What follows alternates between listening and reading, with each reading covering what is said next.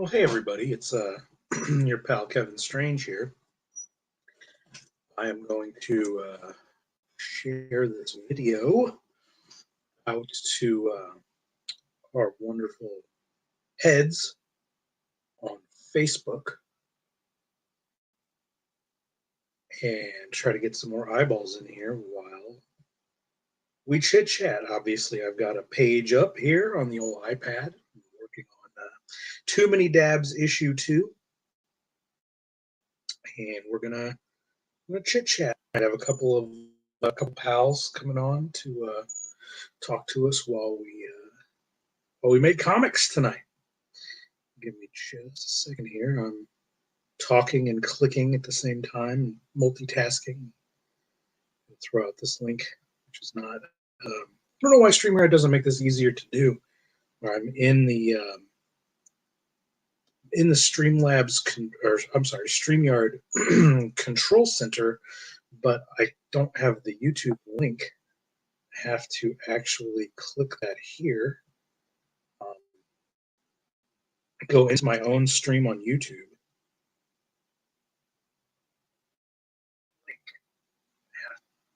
And take the link that way. I don't know any other way to do it. Maybe there's a better way to do it. I don't know this program very well. So here we go.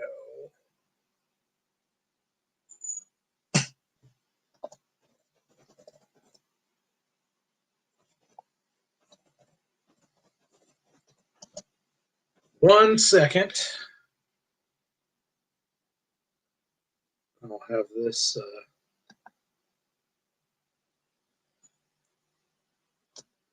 in here.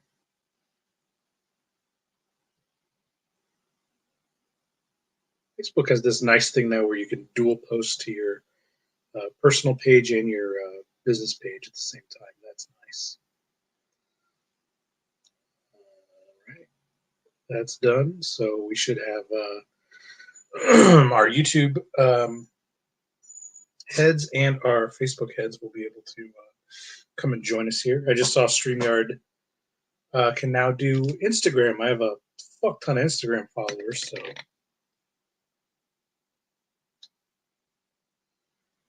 what's up, Drew? Drew was just chatting me up there on the old Facebook himself. Good to see you, buddy. Tell me people are demanding this issue that we're working on right now. How about that? You messaged me about the issue. I'm working on the issue. Okay, as I tell you often, I'm just one guy. It takes me forever to get this stuff done. Where am I at in this page? I thought I had already started the it's a little blurry. I guess we'll move back a tad here. That's a little sharper. I thought I already was at the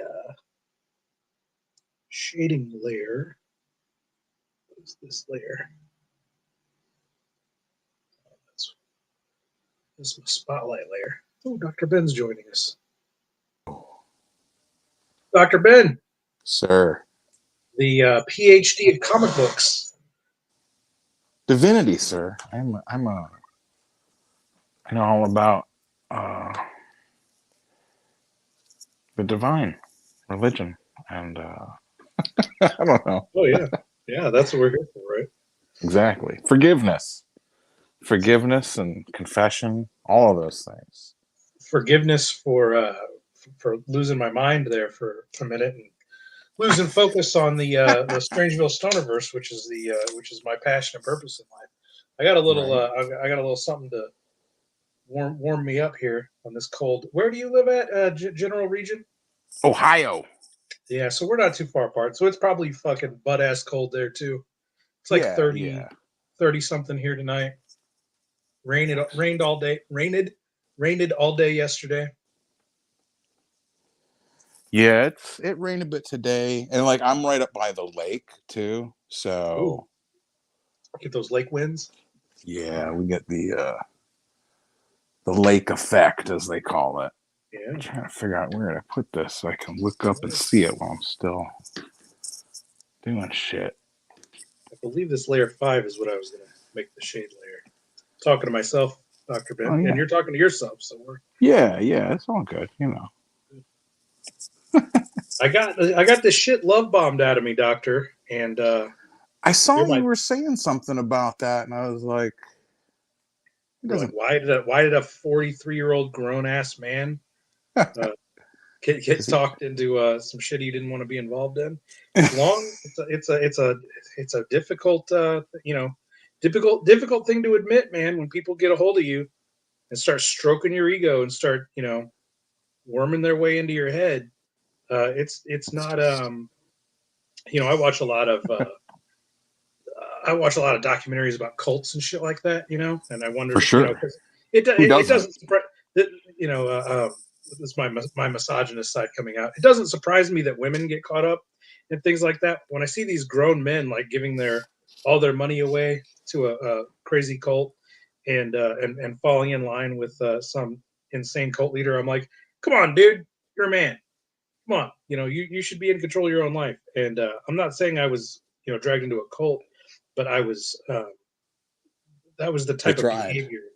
That was the type of behavior that was being. I'm not going to insult Christianity by calling it a cult, but the behavior was very cultish in the attempt to drag me into this one particular religious sect, and Yeah. and I just, for months on end, dude. And when I say every day, I mean every day, all day, from the time I woke up until the time I went to sleep. My messenger's going off, ding, ding, ding, ding, ding, and it's just all this like, you're gonna make such awesome Christian comics. This is the start. This is the everything you've done up to now was the start of just the beginning. This is what you were meant to do, and all this shit, man. And I have been so. It's been a very stressful, not just stressful year, but ever since COVID hit, things have been so just fucking difficult, man. Financially difficult, I'm culturally with you. difficult, Yeah, and yeah. it can radicalize a motherfucker. And I've been so discontent with the culture where we're at, with obviously certain aspects of the culture, of the quote unquote culture war. And Like it's easy.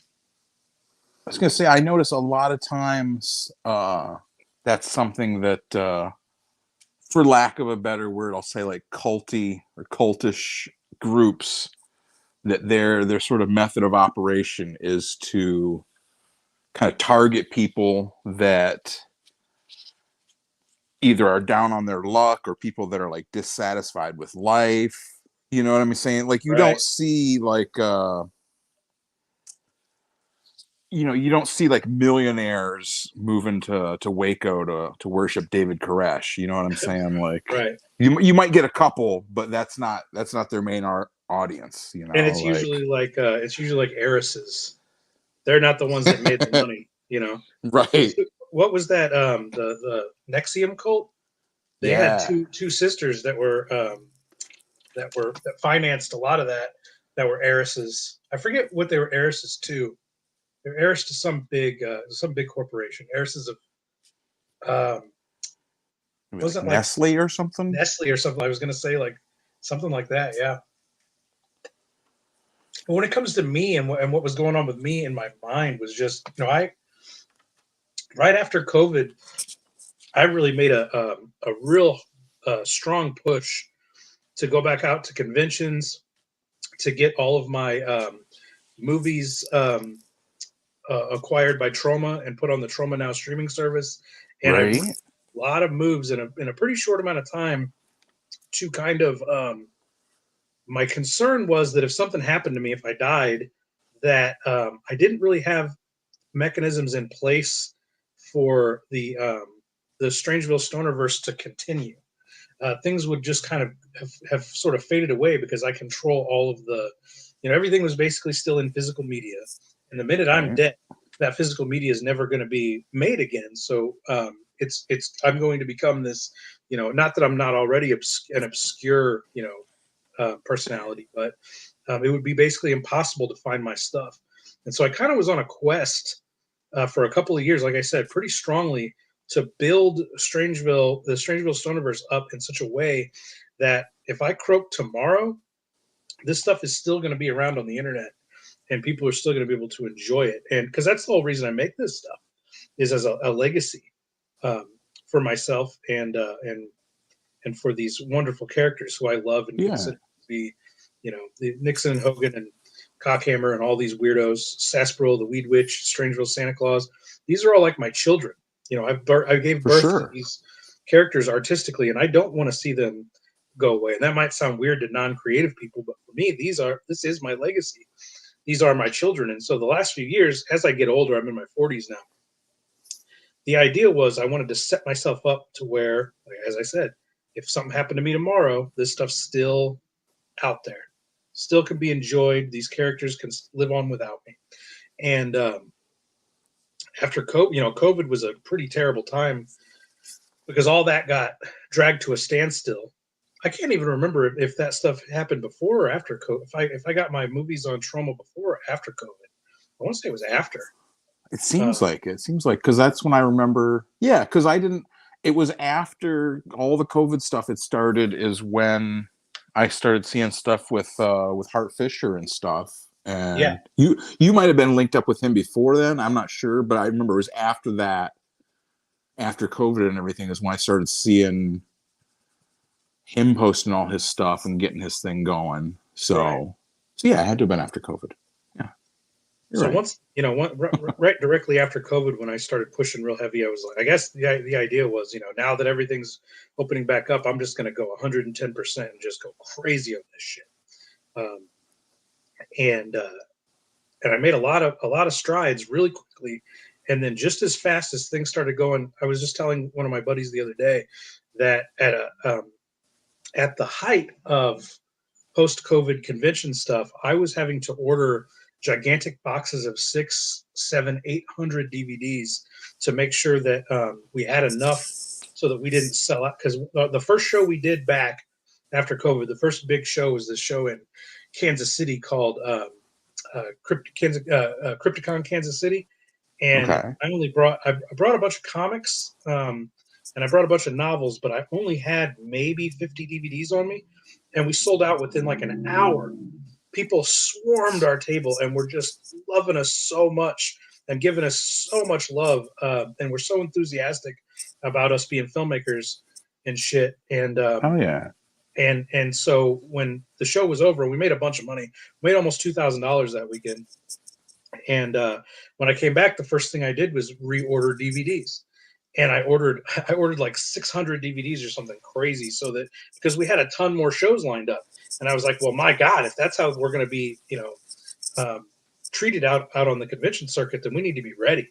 Like I need to make sure we don't sell out of any, run out of movies when we hit these shows, because we had some more big shows lined up within weeks. And it takes a couple weeks when you place an order for the stuff to come in. So I was trying to get on top of, I wasn't ordering for one show. I was trying to order for 5 shows that we had scheduled that summer. And not only did we sell that 600 DVDs, but I had to order another 400 or 500 DVDs right after that. And we sold out of those immediately.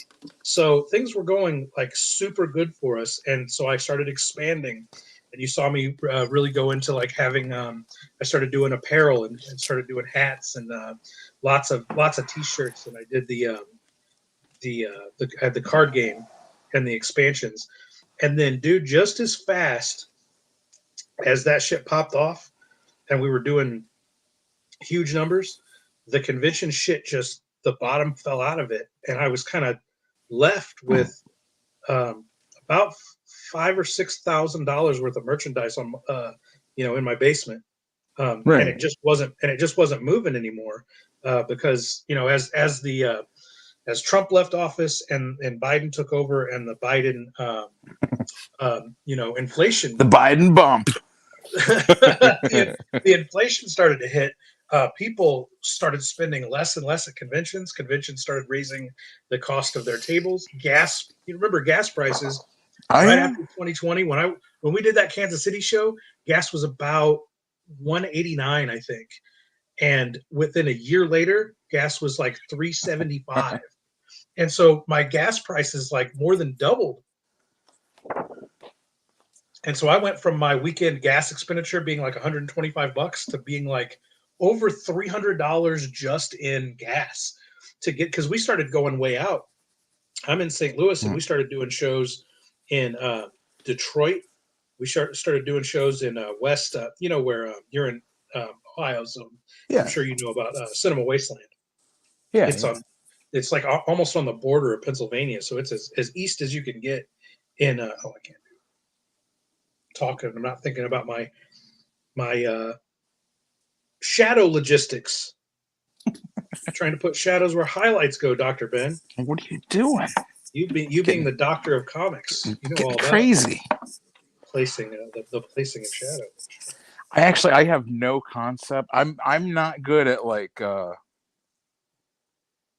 putting all of that into words. Like I can understand like light and like the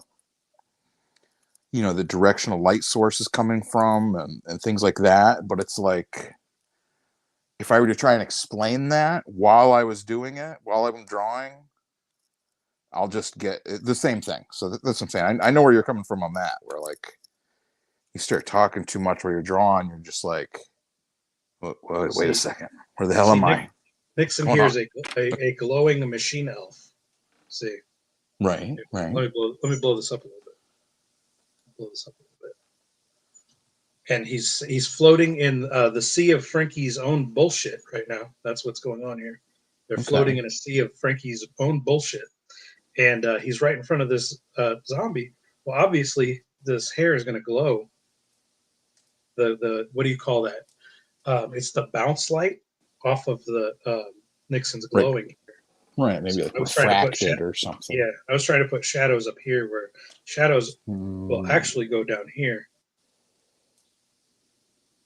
where there's no light coming up from this way. There's light coming down from this way. And then over here, Hogan is a machine elf glowing. And so this zombie's going to have that refracted light off of the top here. So this down here is going to get some stuff. We'll continue with that line of thought. We're going to put a pause on that where I was losing my whole entire ass on the convention circuit. And you told me that you just celebrated a milestone for the channel. I just got to 100. I think I renamed it, so now it says Dr. Ben dash relaunch. So relaunch. Yes, that is relaunch is like my title for like all my kind of like my whole project. You know what I mean? Like it's sort of like in the same way, like like you're familiar with like Peter Bagg. He had his Hate comic, right? Right. Or like 8 Ball from Daniel Clowes, or like, you know what I mean? Like you have like a comic and it has just like a title that isn't necessarily, it's not like there's a character in 8 Ball that's called 8 Ball. 8 Ball is the anthology of the stories that he tells. That's kind of like what the Stonerverse or the Comics Archive, because I've been not to interrupt you. You're fine. Do this real quick, but I've struggled with how I'm going to lay out the Comics Archive because I have a ton of different titles, like you're saying, but then I also have really long graphic novels,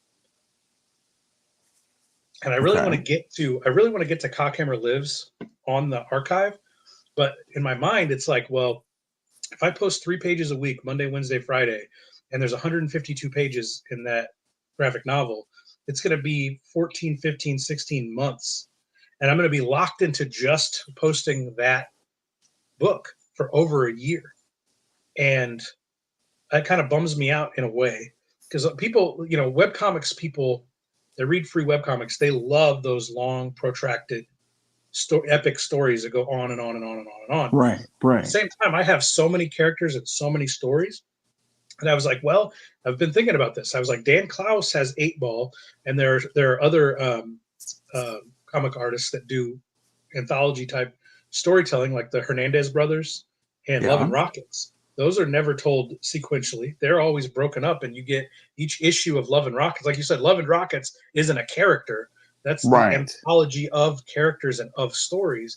And so Jaime will do a strip that might be 8 or 10 pages, and then Gilbert will do one that's 8 or 10 pages, and that's an issue. That's a 22-page issue. Mhm. And then the next issue, it might continue those two stories, or it might be jump into completely different characters, and then eventually circle back around 3 months later, 3 issues later to covering that. And so there's an argument to be made for just marching down the line and staying consistent with one story being told over a long period of time. There's also that uniqueness of breaking that up. Like one of Dan Klaus's most famous stories is Ghost World. Ghost World was never told as a sequential story. It was just an 8-ball short. Right. It'd get 2 or 3 or 4 pages, and then the next 8-ball would get 2 or 3 or 4 more pages. Maybe it didn't show up. I haven't read all the 8-balls, so I don't know if it was consistently in every single one of them. But it was probably some we didn't have any Ghost World in it. And so I think there was somewhere it was like just an 8-ball issue too. And then like you were saying, like some there would be like where there was no, it was like just something else entirely. Yeah. Yeah. No, I'm definitely, I feel you on that. Just kind of being able to have that anthology where you're not locked into, just telling this story or that story, and you can kind of jump around and allow the characters of the world to kind of flourish. And so that's why I went ahead and jumped, because I had done Too Many Dabs issue 1, and then suddenly I was going to do Christian comics and never go back to this beautiful 20-year-long epic multimedia Strangeville universe that I've cultivated with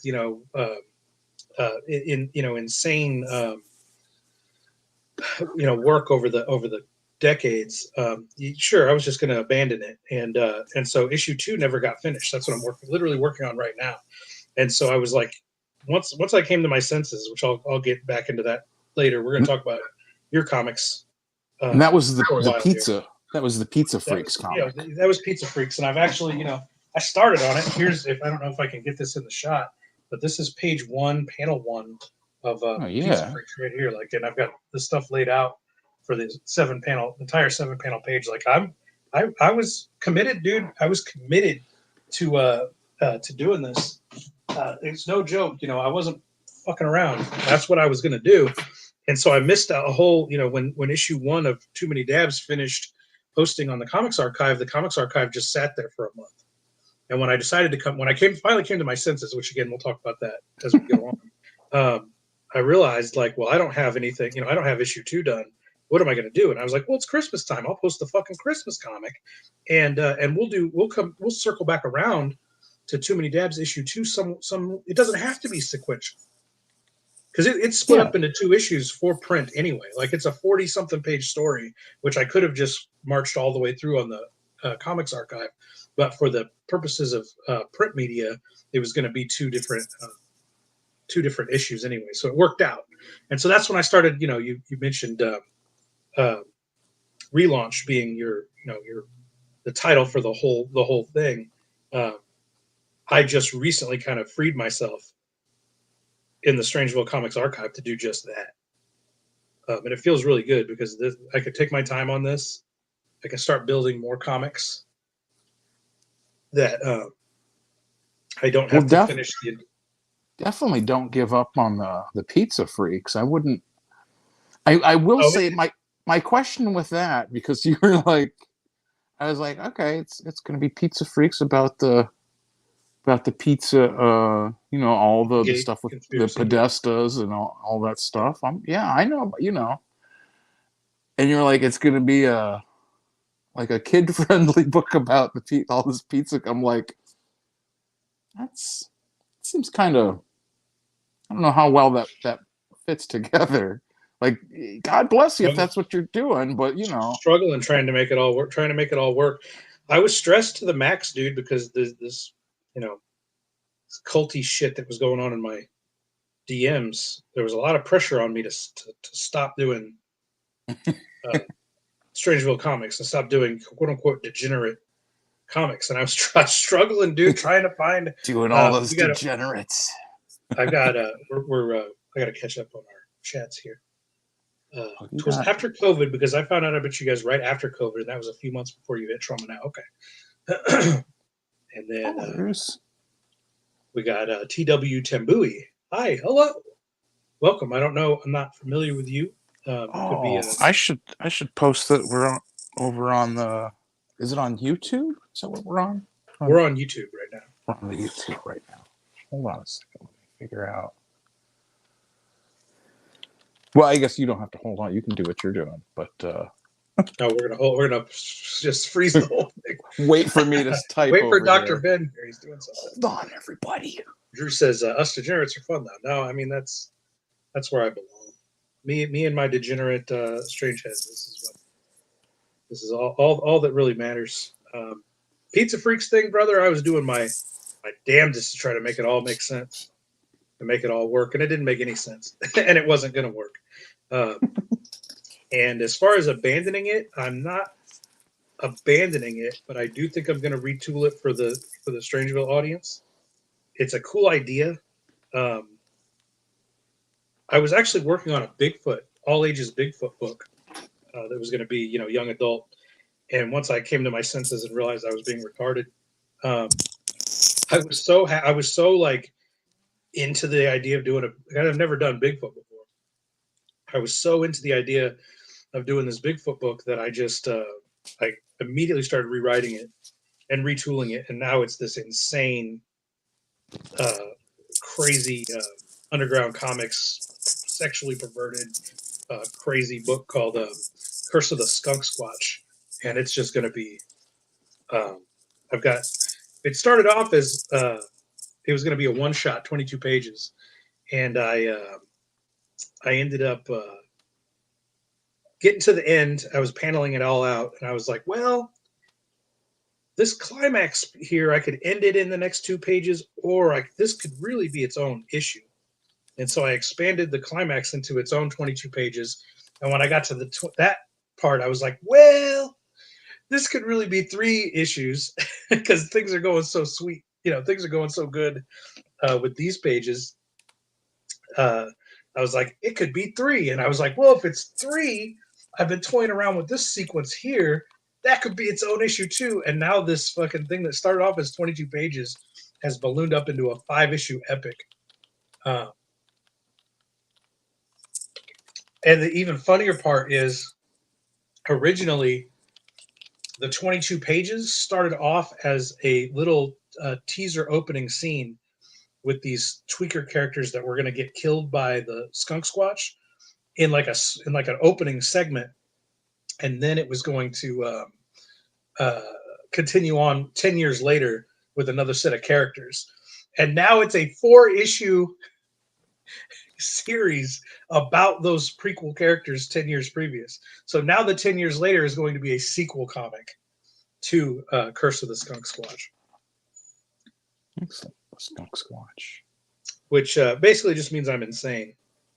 Yeah, I'm out of my mind. I can't hold anything together. One of my biggest fears as a creator is being seen as inconsistent, and that my word isn't worth anything because I'll just announce a bunch of projects that never get made. And I've basically kind of self-fulfilled that over the last few months. But as I was, saying earlier, I was in such financial ruin after Bidenomics kicked in and the convention scene. I went I racked up a bunch of credit card debt, and I have all of this, these crazy amounts of merch in my house that I can't sell, and which I will. I figured out ways to sell small locally, and I'll continue to do that. And we're going to be thriving, brother, as things roll into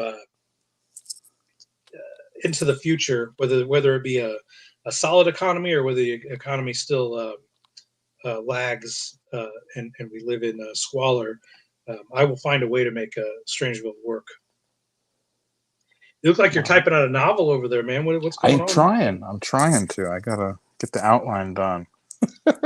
No, I just figured I'd put it over onto my Twitter and my Facebook. That way, the two people that follow me will come over. Hopefully, that's good. I hope they do. And I hope all the strange heads here. Can you drop your link to your YouTube in the chat here? We all need to be following Dr. Ben building his. Oh, I know. I know how to do that. Yeah, Dr. Ben does these comic reviews almost every night, don't you? yeah, like every weeknight, basically. Yeah, good stuff. I watch those when I draw. I love those. You know, I'm a big. Obviously, you are too. Probably a big cartoonist kayfabe fan. Yeah, I love Oh, watching those guys. You know, break down comics, and from a that's from a right. fan and from a creator perspective. But you know, they deal with a lot of they're very niche in what they deal with, and a lot of it is very popular comics, so that they get a lot of views on their videos. Whereas a lot of great comics aren't the most popular comics, and I like to see you doing some kind of obscure stuff, but stuff that's really good, really cool comics, and that excites me. And I actually want to do my own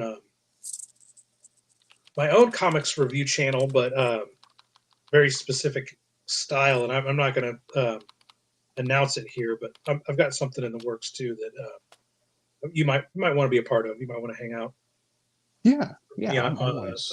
doing that kind of stuff too. But tell us more about your channel and what you like to do with it and your comics and Well, relaunch. Tell us about what is the philosophy behind relaunch? well, I'll tell you. With relaunch, it started because I was the whole concept started because of like Punisher getting and losing his skull thing and everything. So I kind of like I started kind of from that doing just sort of like an homage of Punisher, right? Like that was what I wanted to do.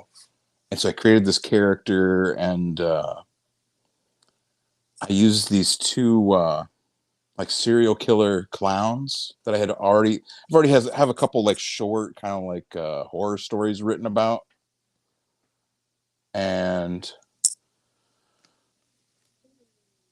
basically like it was like kind of like coming into like what the actual characters are, right?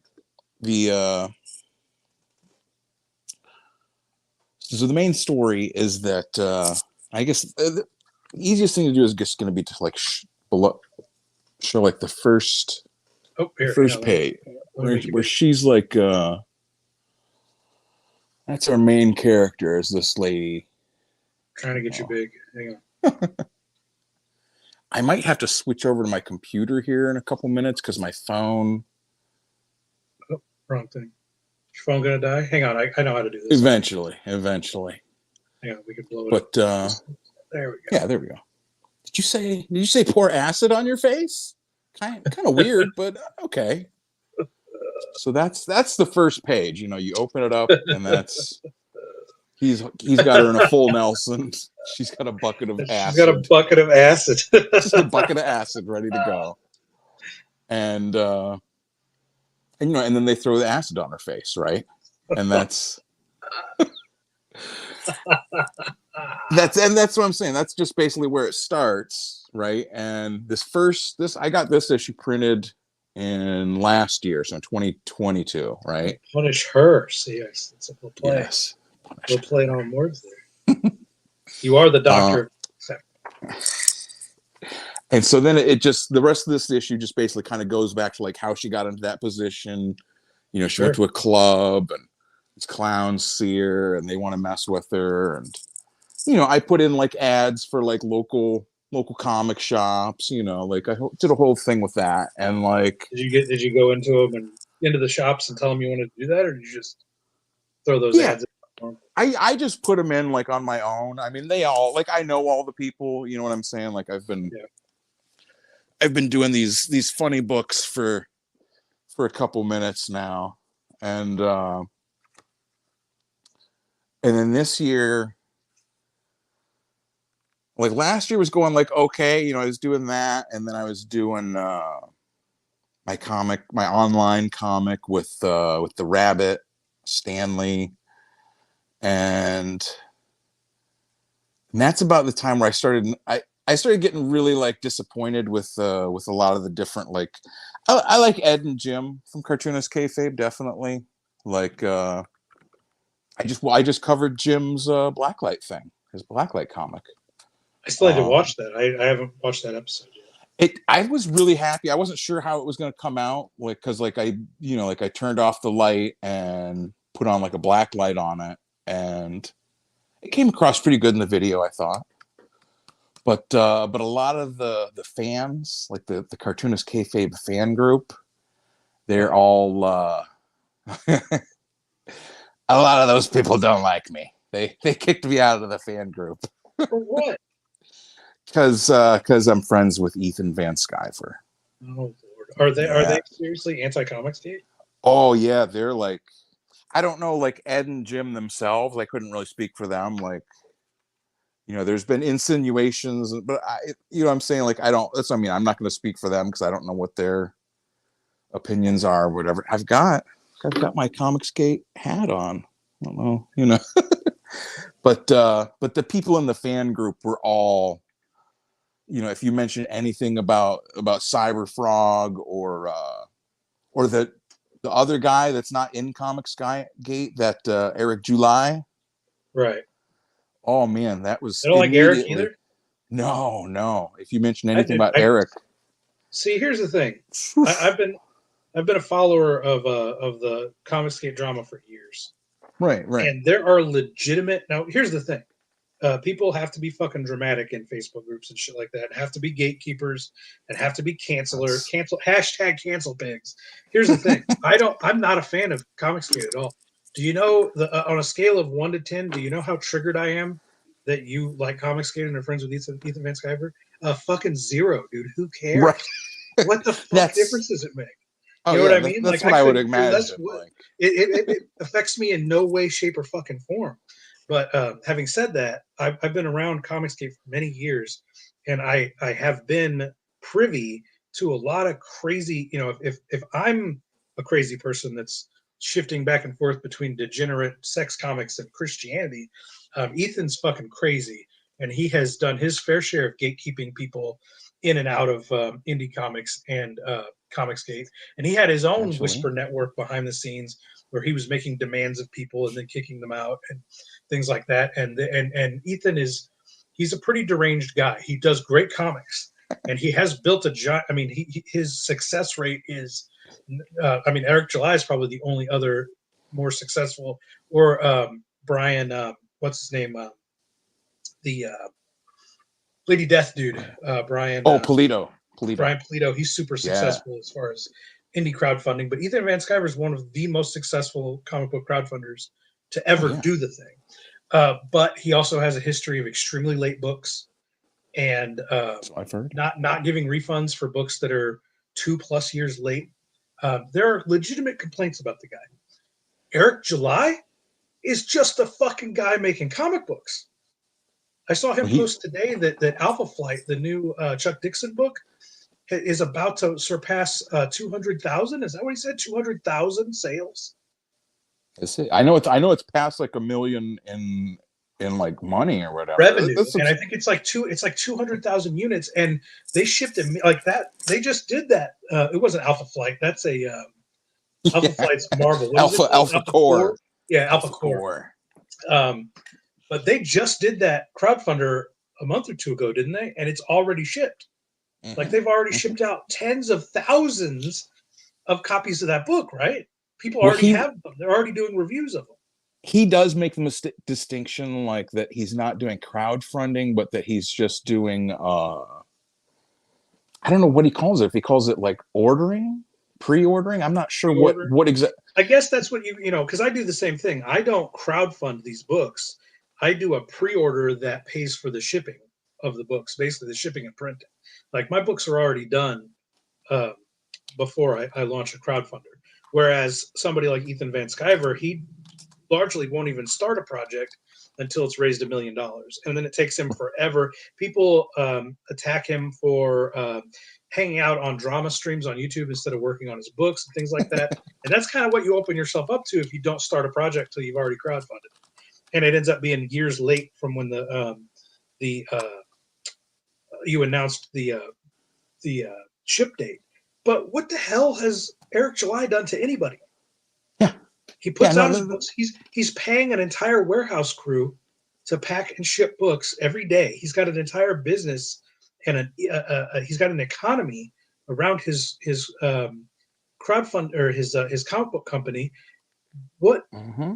Why are it? Because it's the exact same people that are upset with Ethan Van Sciver and Comicsgate are upset with Eric July, but for I don't understand the reasons. It's like they're just imprinting all the Ethan stuff onto Eric. And I honestly don't. No one has ever given me a legitimate grievance for that guy. He made a bad book. He's not a very good comic book creator. It's like, okay, they don't like him. Todd McFarlane's one of the worst comic book writers of all time. Like he used to get absolutely torn apart for the early Spawn plots and dialogue because he was a bad writer. Who cares? They're entertaining books, and if people are into the Eric July books, why is that anybody's business? The books come out, the books get shipped on time. There's no reason, are you seriously trying to gatekeep taste? You're trying to say you can't like this guy because I don't like his comic books? That's crazy. Well, that's what I'm saying is like none of it. Once you start breaking it down, it comes out to like Ethan said something that somebody didn't like, or somebody that doesn't like Ethan also. You know what I mean? Like it's always. That's what it seems like. It seems like they just imprint all of the Comicsgate drama onto. But compare that with where's the rest of All-Star Batman? You know what I mean? You want to talk about books that never got shipped, or that, you know what I mean? Like there's plenty of things like that happen with all the other different comic creators. Mainstream, indie. Rob Liefeld did a crowdfunder, right? I've heard about that for like a Brigade book, and it never got sent. And it never came out. And it was hundreds of thousands of dollars that he raised, wasn't it?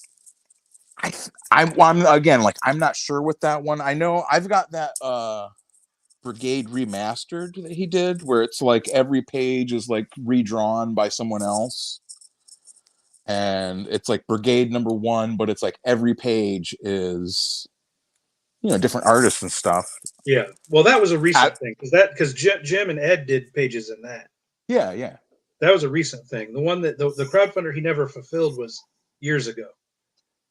Yeah. Well, that's what I'm saying. Like I've heard people talk about it, but I don't know. I've never looked into it. You know what I mean? Like I'm not really, I'm not like obsessive about finding out like all the details for this or that. You know what I mean? Right.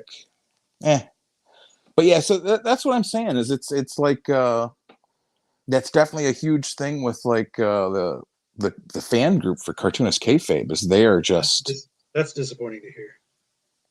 And it was so goofy. I saw somebody post in there like the Cyberfrog toy was on Big Bad Toy Store, and they're like, "Wow, I saw this. What do we think? Oh, do we like this guy? What's going on?" You know what I mean? It was like they were like asking the other people in the group if they were allowed. Am I allowed to like a cybernetic toy? Am I allowed to like this awesome toy? Is that all right? Cool character. And I will stick up for Ethan for the late books. Like I ordered the second, Cyberfrog 2, the Wreck Planet. I ordered that. I think it was last year. Whenever he closed it out, I was like one of the last people to like order a copy, right? And then I got it back. It's been a few months now, at least. Like I want to say I got it back in the spring. It was like a couple months later, the book showed up. I was like, oh, well, hell, I got my copy. I don't know what everyone else is complaining about, But that, he does talk about like people will order like they want every comic signed, or like, he'll put in the sketch page in the comic and people will pay extra to get a sketch. And yeah. He's said like, I'm not doing that again because it's like, it takes so long. Oh, for sure. To put all of it together. If you got 30,000 copies that you have to set, that you got to move, and 5,000 of them also have a sketch in each one of them, and sure 10,000. Eric just posted a little quick vid today of Chuck Dixon signing Alpha Core, and it was like thousands of them across the table, like the logistics of that stuff. Now, I will say that if once you do one, or two, you should kind of know your timetable, because Yeah. there's no benefit to shorting yourself on what the ship date's going to be. Go out way later than you think it's going to be, and then fulfill early. Right. Right. Nobody really cares how long it's going to take to get the shit, but the haters have, it's nothing but ammunition for them once you're late. So why not go way out past your deadline and then fulfill early? No, oh yeah, no, I see what you're saying. Like, say, well, we're gonna fulfill them 2025, and then like 2024 runs around, and you're like, guess what? Here you Surprise! go, Everybody's getting their bitches. books early. No, that's a good. I like that. Yeah, and I think, see, that's what I'm saying. Like, like I don't understand the concept of selling like 30,000, 40,000 copies of one comic, plus like all the, because I mean, he's got plenty of other ones that he's also doing. Like he's the Cyber Frog, etc. and stuff. So that's what I'm saying. Like I'm up to my eyeballs just trying to figure out how to do like one of just Right. like one little comic. So that's what I'm saying. Like, no, it's a big fucking game for sure. and then There's so also many making moving the parts to it. toys, like the toys are like legit. Like, yeah. So, but yeah, this what I'm saying is like, after all that, it kind of, and then like, I can't remember if I told you like last time back in, when was it? Back in the February or March or whatever. That was when I had my own battle with some sort of side effect that definitely wasn't from getting the shots. I collapsed and like spazzed out, like I did like a whole like that whole thing. Oh shit! Yeah, like I was sitting here, my buddy Dr. Sam. Ben's describing a seizure. Yes, Sam was here. We were watching the old Dune movie, and Love like it. all of a sudden, I just like did this, like, the next thing I knew, like I'm on the ground and I was like shaking and like my hands are shaking and I'm like, Crazy. what the fuck just happened? And Sam, like, I don't know if you've paid attention to Sam on the stream, but he's pretty low key, like Yeah. he's just like, what just happened? I'm like, I don't know what happened. He's like, you just fell over. He started. I'm like, oh, okay, I don't know. I've never done that before. So it's definitely nothing to do with any experimental medical injections I've taken. Definitely, like it was most likely Certainly. just a random event that happens all the time, I guess. Happened suddenly. Just happened suddenly. So that's what I'm saying. That kind of like really kind of took me off my game for a minute, because like I had to go to see specialists and cardiologists and all kinds of stuff, and their final determination is that they don't really know what happened, but it definitely wasn't that. I can tell you for certain. Certain it had nothing to do with experimental drugs. Right. 75% of the population. Yes, definitely didn't have anything to do with that. And then, and it's funny that you mentioned like love bombing, because that was it's similar to kind of like what I went through, but it wasn't through a cult. It was from a lady friend, right? Mm-hmm. Who I'd known for a while, and like she started messaging me, and she wanted to move down here, and she wanted to see me, and this, and I'm like, Ryan McNaughton wants to know, were you on drugs? No, that's what I'm saying. Like it was just like a normal night. Like it was just like absolutely. We went to the Mexican place. I had a beer. You know what I mean? Like I didn't have like 20 beers. I had like one. A Mexican beer is a little sus, buddy. And it was that's what I'm saying. It was just like a completely just normal night, and wasn't like running around. Wasn't like strenuous activity. Like I said, we were like sitting here watching Dune, and like all of a sudden just. Great. And yeah, like I said, I've never had any kind of seizures or anything like that before. So that's, I mean, it was very odd. I was, I was concerned. I'm like, Sure.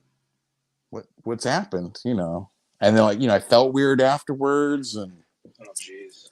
yeah, that's what I'm saying. It was definitely. So that's what I'm saying. Like, I took a break from like working on comic stuff, and I was in the middle of. Let me see if I can grab this from here. I could get up and get this, but I gotta. Oh, jeez.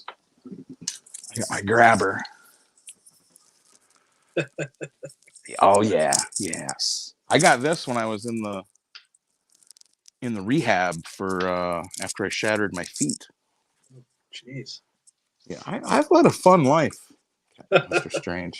What a wild and crazy life. I was working on The Silent Origin was the other thing I was working on. Yeah. That this was like me and Ben Perkins and Jerome Cabanatan and Peter Hensel, right? Was all for that Giant Size 1963 project. This is like one of the side characters. And this is another person that like has now ended his association with me. He Over Comicsgate?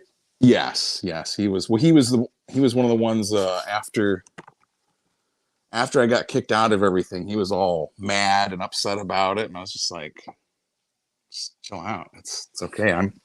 I just got canceled, and you're like also canceling me. Like, okay. Oh, they love to do that. I could go on for Yeah. a long time about some people I considered my best friends on this planet that just threw me in the dumpster as soon as the Bizarro people canceled me. You're no longer going to service my career as now you're not cool. Well, then I can't ever speak to you again. Like, dude, we talked every day for years, and you're gonna stop talking to me because some cool kid club doesn't want to fucking fuck with me anymore? And that stuff is so cyclical, like you don't know how much praise, which is insane, how much praise I've gotten from those very same detractors of Bizarro now that it's been a decade. Now they're like, that. well, they're reviewing Cockhammer and stuff. But for real though, like, fuck him as a person. But damn, this is some cool shit. Well, yeah, it's some cool shit. I make cool shit. That should be the only important thing in the entire discussion is that I make badass fucking art. That's the whole point of me being in that. Because so many people get involved in these groups, and the same thing holds true, I'm sure, for the cartoonist kayfabe, group, is that they are internet socialize. They're socializing on the internet first, right? And artists or creators second. And that hierarchy of that group hierarchy and where they fall in it means everything to them. And the fact that they're an artist is just a different. I used to say this about the Bizarros. It's just the style of hat you wear. Are you a fedora guy? Are you a baseball cap guy? Are you a fitted guy? Are you a flat bill guy? To them, that's all the art is just what kind of hat they wear. And everything hinges upon where they fall in that social hierarchy online. And that was such a disappointment to me. Mm-hmm. No, that's when I started making movies in the early 2000s, there really were no. I mean, there were bulletin boards and message boards, but I was never a part of them. Right. And 4chan was in its infancy. Reddit didn't exist yet. YouTube didn't exist yet. There were these, it was really like Yahoo news groups and Yahoo chat rooms were really kind of like the dominant forces for socializing online. And we didn't have these big hierarchies like we do now. And so, as I kind of exited I made my last feature film in 2010, and Facebook really started to take over the sort of social zeitgeist around 2000, around that same time, around 2009, 10, 11, 12, and really started to kick into gear around 2012. Well, that's whenever I started associating with the Bizarros. And for me, it was all art first. All art was all it was. The only thing I fucking cared about was making crazy punk rock, offensive, splatter horror comedy stuff. That's all I cared about. And finding Carlton Mellick and the Bizarros was finding the literary version of that. I was leaving the movies, and I was like, well, I want to shrink everything down. I don't want to I don't want to have to hire actors and do film sets and do I just want to tell stories in the cheapest, most condensed way to tell stories to write a novel or write a short story, whatever. I was like, but I don't know if anybody's ever done anything as crazy as a trauma movie in literary form. And that's when I literally was searching on Amazon for like, trauma novel, horror comedy novel. And that's when I came across, like everybody does, like Haunted Vagina from Carlton Right. Bellick. And then, you click on his name and he's got 50 novels. Now he has like 75 novels or 80 novels to his credit. And it was like, I'm scrolling through this, like, this is it. This is it. This is the literary version of a trauma movie. And I was so excited to become a part of that community. And I'll tell you, I'll be my own, I'll suck my own dick. Right. But it's true. I wrote some of I draw the line. I wrote some of the best bizarro fiction that there is. And the reason that I wrote some of the best bizarro fiction that there is because my focus was on making the craziest art I could. 90% of the writers in the bizarro genre, the writing took a backseat to the Facebook social status. They wanted to be part of a cool kids club. They didn't give a shit about, they only wrote books or published books in order to, again, to have that style of hat on. My style of hat is bizarro fiction, but really what I'm here for is to drink micro beers and talk shit on Christians in Portland. Like that was the like motivator it's always a social motivator with art as the backseat. And I think that's why I stand above a lot of these people, is because I always put art first and story and telling something crazy that I've never seen before above any kind. I don't care where I fall, because Strangeville is an island, and above and beyond anything else, Strangeville exists on its own by itself. So I'm not part of any. I kind of poke my head into a lot of social spaces, but from Strangeville. Strangeville is the core place that I live, and I'll go in and I'll play around in Comicsgate, or I'll play around with the Cartoonist Kayfabe, YouTube comment section, or I make myself known in all kinds of social circles, but I don't give a fuck where I land in them, because Strangeville is its own social circle of one. It's I am Strangeville. I am the Stonerverse, and people can come and I love it when people come and party on my island. Come hang out with Strangeville. That's what I like. I like to be the center of the attention, and everybody come and hang out with me. I don't want to be anybody. I don't want to be in anybody else's social circle, because it's such a Machiavellian fucking. The social climbers are so insidious, dude. They worm in and they want to be your best fucking friend, but it's only to use you as a ladder rung to get to the next level. There's people I'll never fucking forgive for using me like that in Bizarro. I don't know what that's while I'm here, we got R. Smiley face R. Welcome. That's right. Thank you for the R. R for, is it R for retard? Because that's exactly what I am for. That's right. Falling for this fucking honey dicking that was given to me.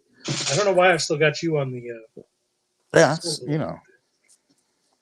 I know I should have put it on like my thing I'm working on or something. Let me see. I'm getting. Yeah, I mean you're working on stuff too there, but we don't know what you're working on. Tell us what you're working on. Let me see how I can flip this around. Show us what you're working on. Let me show you what I'm working with here. So I'm working on the next bit for it's at 10. Yeah, okay. So I'm working on the next chapter or episode for relaunch. And it is it Acid Face Girl again, or is it a different No, this is the other thing, is I kind of like the next bit is like she wakes up right in like a hospital, right? This is the other thing. I've been on this whole like Tartarian kick, right? Yeah. And so I like the idea of having like an insane asylum or hospital, and that's where there's a nurse that comes in, and you can read this without having to read that first bit, because I wanted to try and do like sort of like all ages friendly, right? Like Okay. the other one has lots of swearing, and it's like, the next issue I'm gonna make sure is like kind of all ages friendly. So she wakes up, she's covered in bandages, she's in a hospital, there's a weird nurse who's a cat. She's just like, what is going on? And that's what I'm saying. That's what I'm working on now, is drawing the her nurse that is a cat lady or cat girl. So I'm working on there. She's Right. I just wanted to draw, like a cat girl, Who doesn't want to draw a cat girl? How many pages are you into this project? Oh, Jesus. Let's see. So this is the other thing, is like I've got it up on Webtoons. Mm-hmm. So I'm not really quite sure how it's going to work out. Like, this is just kind of like the stuff that I've got on Webtoons so far, but kind of like smushed together as like in like manga size. Right. So I'm not sure if I'm going to keep the same like layout or like maybe spread it out a little bit. This is 2, 3, 4, 6. Luckily for me, 8, for the 10, Comics Archive, I just throw the exact dimensions of the 16. printed page up on the archives. So I'd say I'm probably about 40 pages in from this point, plus the sort of origin where we just saw like her at the bar and right. Getting her face splashed with acid and all that. So it is a continuation. It's the right. same character. It's the same character. It's just from like a different perspective. So that's what I'm saying. Like, I think I'm gonna run a crowd fund to do like a manga size publication for this. Okay. And I'm gonna put all the stuff that's in here into that as well. But obviously shrunk down and different sizes and stuff. I did an interview with Jim Rugg. Oh yeah. Yeah, that's what I'm saying. This is back. There it is. Back in 2012. I used my Pizzica. Is it? Was it a real interview? And then you? Yeah. Did a tune. Mm-hmm. Yeah, awesome. I really interviewed him. What of his did you follow back in 2012? Because I'd never heard of those two guys until they started doing that YouTube channel. 2012, he was doing, I think, Aphrodisiac, and he must have had Street Angel out back then too, I think. Okay. 2012, I was super immersed into the bizarro fiction world, and before that, I was super into the micro budget movie world. So the indie comic scene, I didn't hit in full force until more recently, the last about 5 years, that I really start getting into indie comics.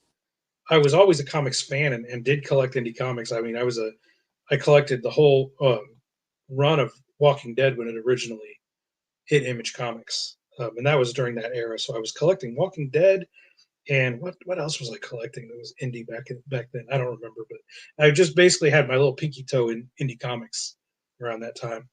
I actually went originally when I first launched Strange House Books and was going to do novels.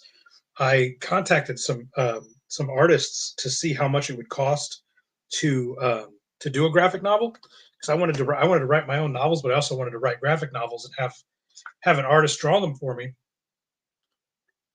And I was quoted about $100 a page, which is pretty much the same page rate that you would get today. Actually, today's probably more expensive, because back then the artists were telling me $100 for pencils, inks, letters, and colors and finishes. That's $100 a page is pretty much kind of an ink and a pencil if you're lucky. And then each of the other things costs a lot too. Are you muted on purpose there? Yeah, I actually did the math on Space Worms the other day, and if you're not muted on purpose, unmute yourself there, because You're talking, ain't nobody hearing you, brother. If I had paid a meager $100 a page for everything for Space Worms at 164 pages, it would be almost $17,000 to do the art for Space Worms.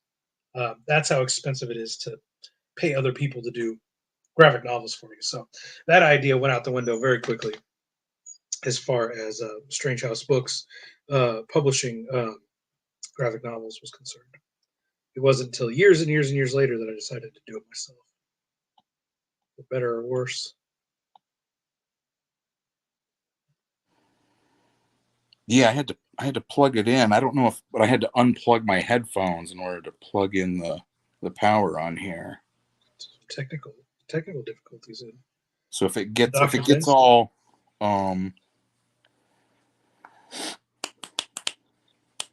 we get an echo. That's what I'm saying. I'm trying to think. If it gets an echo, like I'll switch over to the computer. Sounded good so far. Okay. I'm not a big technical psycho. Anyways, it is what it is. Right on. Yeah. So that's what's. Yeah. So that's what I was saying. Like with your Pizza Freaks thing, when I saw that, I was like, because weren't you like advertising it as like it would be like all ages kind of friendly or something? Young adult, like a teen friendly. Okay. Basically, just no dicks or cussing like I'm known for. Everything else is the same, just no dicks or cussing like most of the Strangeville stuff has. Right, and to cover. I'm so surprised there's no. Oh, I've still got you all blown up there. Yeah.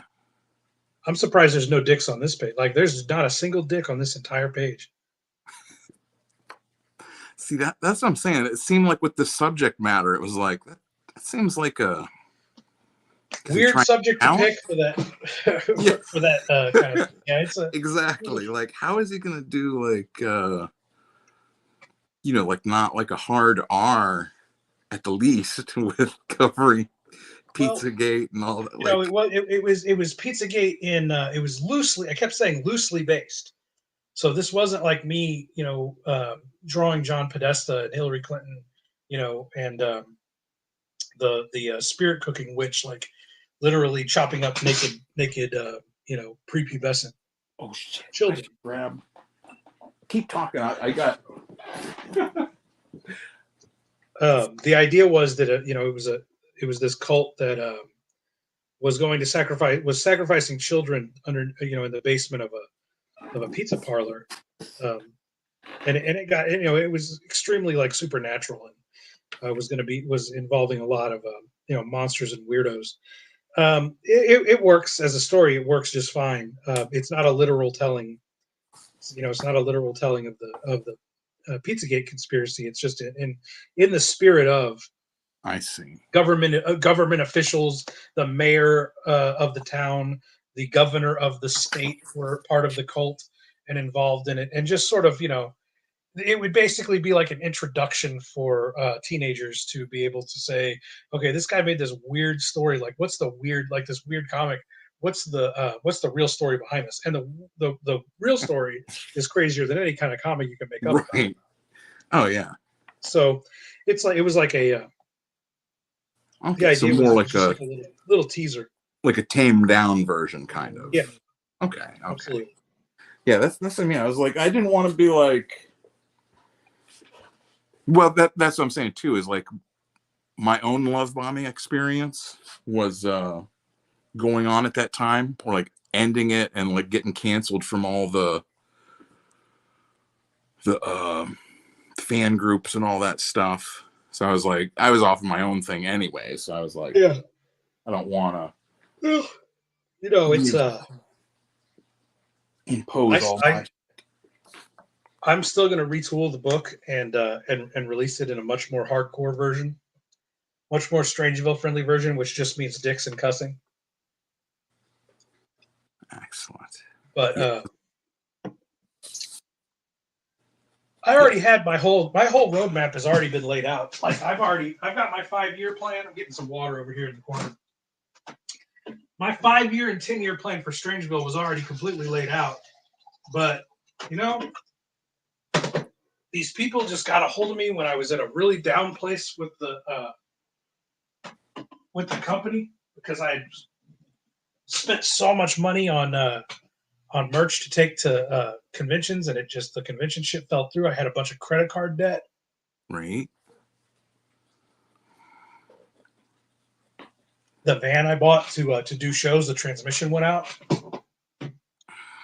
I had to pay, you know, in the midst of having dropped like $5,000 in merch, I also had to spend $1,000 on a new transmission, and I just this fucking little worm in my ear in my fucking DMs every day started fucking with me. And when I say every day, I mean every day, all day, from the time I woke up in the morning, ding, ding, ding, ding, ding, until I went to bed at night. Like when I would go out to like lunch with my real life friends, I would have to turn off the notifications on my messenger because the thing would be going off the entire time. Like I would be sitting trying to enjoy lunch with my friends, and it'd be going ding, ding, ding, ding. Well, I was just getting talked up, dude. Just talked up. Like were they trying to get money out of you too, or was it like? Oh man, just straight up trying to convert me over to their crazy version of Christianity, the Eastern Orthodox, you know, wizards of Christianity. The target was, if you know, what a great get if we can convert Kevin Strange, this you know this you know outlaw comics fucking weirdo, you know, hardcore. Look at him! Look at all these disgusting, perverted, degenerate films this man made. If we can get this degenerate onto our side, then you know what a big win. And you know, I don't know how many times you've had, you know, the Christians come after you in that way, but they are very relentless in their pursuit of when they pick a target and they're going to try to convert you over to it. It's they're very and these, you know, again, my ego was just stroked every year. Awesome. I can't wait to see the reaction of people when you start making Christian comics and this and that. And then I have this really, you know, obstinate personality, you know, this contrarian personality. If you tell me I can't do something, then I'm going to do it 1,000 times more. And people, you know, as I started to get more and more open and vocal about being Christian, you know, the pushback on it was nuts. And it just pushed me, you know, I kind of got the whole thing. Yeah. I kind of got blinders, you know, the blinders went up and I just got defensive and things went, you know, crazy. I went public with, I never Really intended to go public with it, which is, you know, I was being pushed to go public with it. And, you know, the craziest part was how rude other Christians were to me as I was trying to work this stuff out publicly. As I was talking about different denominations, because I would never like right away, I was like, I'm not interested in this weird, like monk, Eastern Orthodox wizard shit, you know, but when I was a kid, I went to evangelical churches and stuff, and they were like, absolutely not. Like the evangelicals are the devil. That's the worst choice you could make. And so, you know, I was like, well, you know, I'm still gonna, you know, I gotta figure this out on my own. And I did this like real, you know, I completely abandoned work on Too Many Dabs issue 2, and you know, started working on the pizza book and the Bigfoot book, and started doing real deep dives on the internet about the different denominations of Christianity, and doing real, you know, doing a bit, you know, I haven't delved into the Bible itself in decades, and so I was doing this hardcore, you know, theological dive, real intense, hours and hours and hours a day. And, you know, at the end of it all, the only thing that I really learned was how fucked Christianity is. It's all so scattered and schismed, and they all hate each other. They hate each other. And I was talked down to like a dog by different denominations of Christianity in ways I've never been disrespected like that. I'm a big fucking guy. Nobody talks to me like that to my face. Right. And even at the peak of being canceled by the Bizarros, they, as much as they ridiculed and belittled me, never came at me with the type of absolute disdain that an evangelical Christian that's being confronted with uh, the different contradictory notions of dispensationalism and putting Israel first above your own religion. Just Mm. absolutely talking to me like I was a piece of shit. Like I didn't deserve to even have a voice to ask these questions. Right.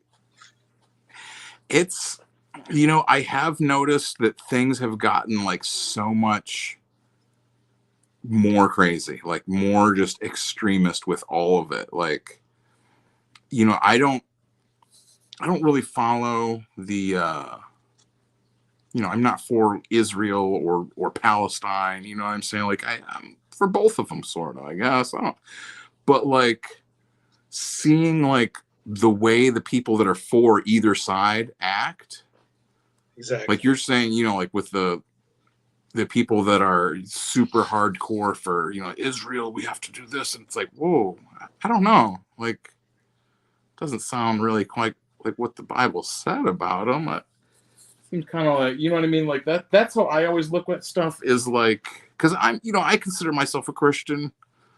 I mean, I am, I'm definitely a Christian. I've, but I don't go to any particular church or, I don't have any, like, this is exactly what it is. This is exactly how, this is what this scripture means, and this is what's going to happen. And you know what I mean? Like, anytime I see someone with that kind of attitude or that kind of, they're pushing their interpretation, or, they have the right interpretation, Yeah, obviously, if you just look at this and then look at this and this and this, anytime I get somebody like that, I'm just like, my eyes start to glaze over, and I'm just like, Right. okay, yeah, I'll have to look into that, and that's always been like my kind of like depth gauge, you know what I mean, is like, Sure. is whoever I'm talking to, are they going to be someone who can kind of like accept that I'm not going to get 100% on board with whatever they're about. Like, I used to have a buddy that was all about, his big thing was the Sabbath, right? We got to keep the Sabbath. Saturday is the Sabbath. That's what you got to do. If you look at this scripture, and if you look at that scripture, and and I'm like, okay, well, that's cool. I'm like, I usually have to work on Saturdays, so I don't know. Sure. Not to mention the entire new covenant with Christ throws all of that out the window. Yeah. It says through Christ alone. That's what I'm saying. Once you start arguing with them, you're already. Yeah. Well, and that's one of the things that the Orthodox do, is it's not, through Christ alone isn't enough. Now it's every Saturday or every Sunday, whatever. you have to take the what is it called? The communion? Yeah, communion. You're taking the communion every time you go to church, and it's super important.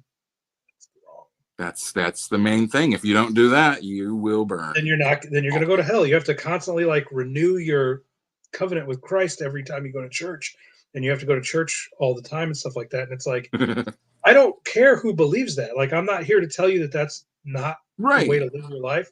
I'm here to say that if I decide that's not the way I want to live my life, that talking down to me like I'm a fucking dog is not going to change my fucking not life. Going to help. In fact, it's going to make me fucking hate you. And probably make comics disparaging you and your fucking religion by the time I'm done. But yeah, when I finally made the choice and said, you know what, and I finally stuck up for myself and said, I'm just not going to do that. Like, that's not for me. Like that, right? Eastern Orthodox and the communion every time I go to church and stuff, because they were literally giving me the address of a St. Louis church. You got to go here. This is where this is where you got to go, dude. Like 35 minutes. That's like 35 minutes away, and they were like ridiculing me. Oh, 35 minutes. Like, that's a long time to drive to a church. And it's like, what the fuck, dude? Like, I can't even choose the church. Like, you're gonna choose my church for me? What is this?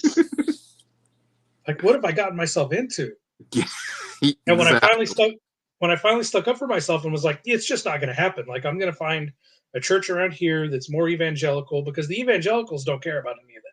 The problem, like it's the inverse. It's like evangelicals don't, they believe in Christ alone. So you just go to church to have fun, talk to, let the Holy Spirit overcome you and speak in tongues and just have a grand old time in the spirit of the religion.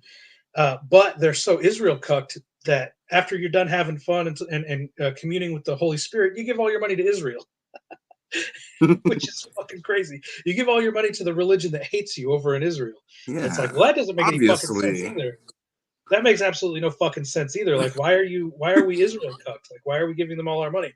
Oh, well, it says in the Bible that you have to this and this and the covenant with Israel and all that. And I'm like, you know what? This is all so fucking exhausting. But I did. I stuck up for myself and said, I'm probably going to find something more evangelical, even though I don't, again, I don't agree with giving Israel, you're giving a religion that hates you all of your money because it's going to get you. I don't know. Do you know? Are you familiar with the whole idea of the rapture and the idea that Israel is the key to Christ's return, but before Christ returns, a certain amount of Christians will be drawn up to heaven. So it's this idea of dispensationalism and the rapture that is more of an evangelical thing is basically a get to heaven early card. If you push all the resources in the world to the most evil place on earth, Israel, and let them destroy the world around them and facilitate the return of Christ, the second coming, you get to go to heaven early.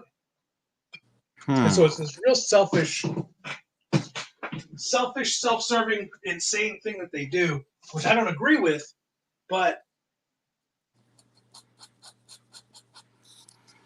yeah, it's more where I was taking a drink of water. It's where my heart was leaning more towards. And when I finally stuck up for myself and put my foot down and said, stop trying to push me towards this Eastern Orthodox shit. It's not going to happen. Just okay. Well, sorry. No hard feelings. I don't want to make a big deal out of this or anything. But we're never going to talk again. And I have nothing more to say to you. And I was like, what the fuck? We don't want to make a big deal out of this. No hard feelings. These motherfuckers drugged me publicly into declaring myself a Christian and that I was going to abandon my fucking passion and purpose in life. And I chose the wrong church to go to. So fuck me forever. Yeah, that's how Jesus would have done it. Definitely. Oh my God. And that's pretty much when I woke up and was like, well, what the fuck? What have I been doing? Like, this is retarded. I can't let this happen. And it's so embarrassing. And I've lost. I would say you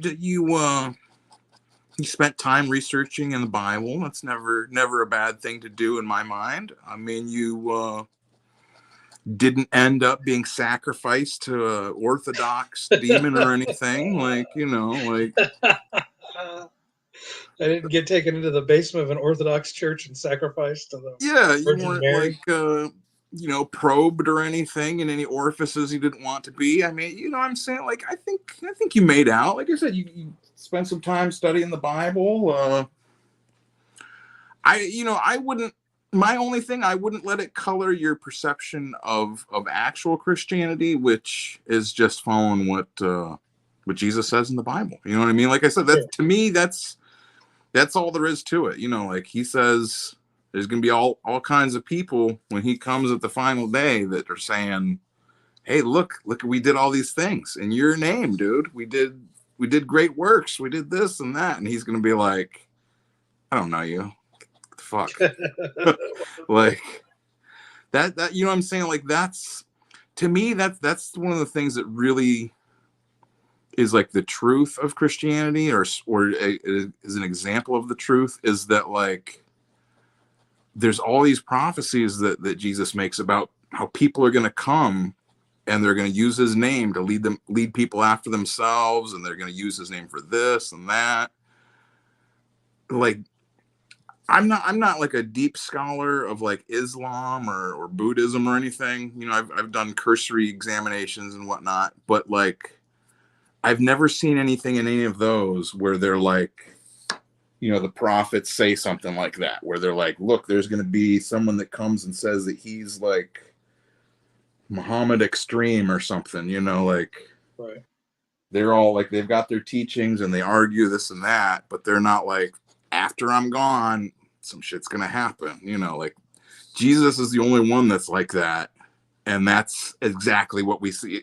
You had the firsthand experience, you know, you just watch all these people, Yeah. you question their belief or their dogma, and they're flipping out and just going crazy.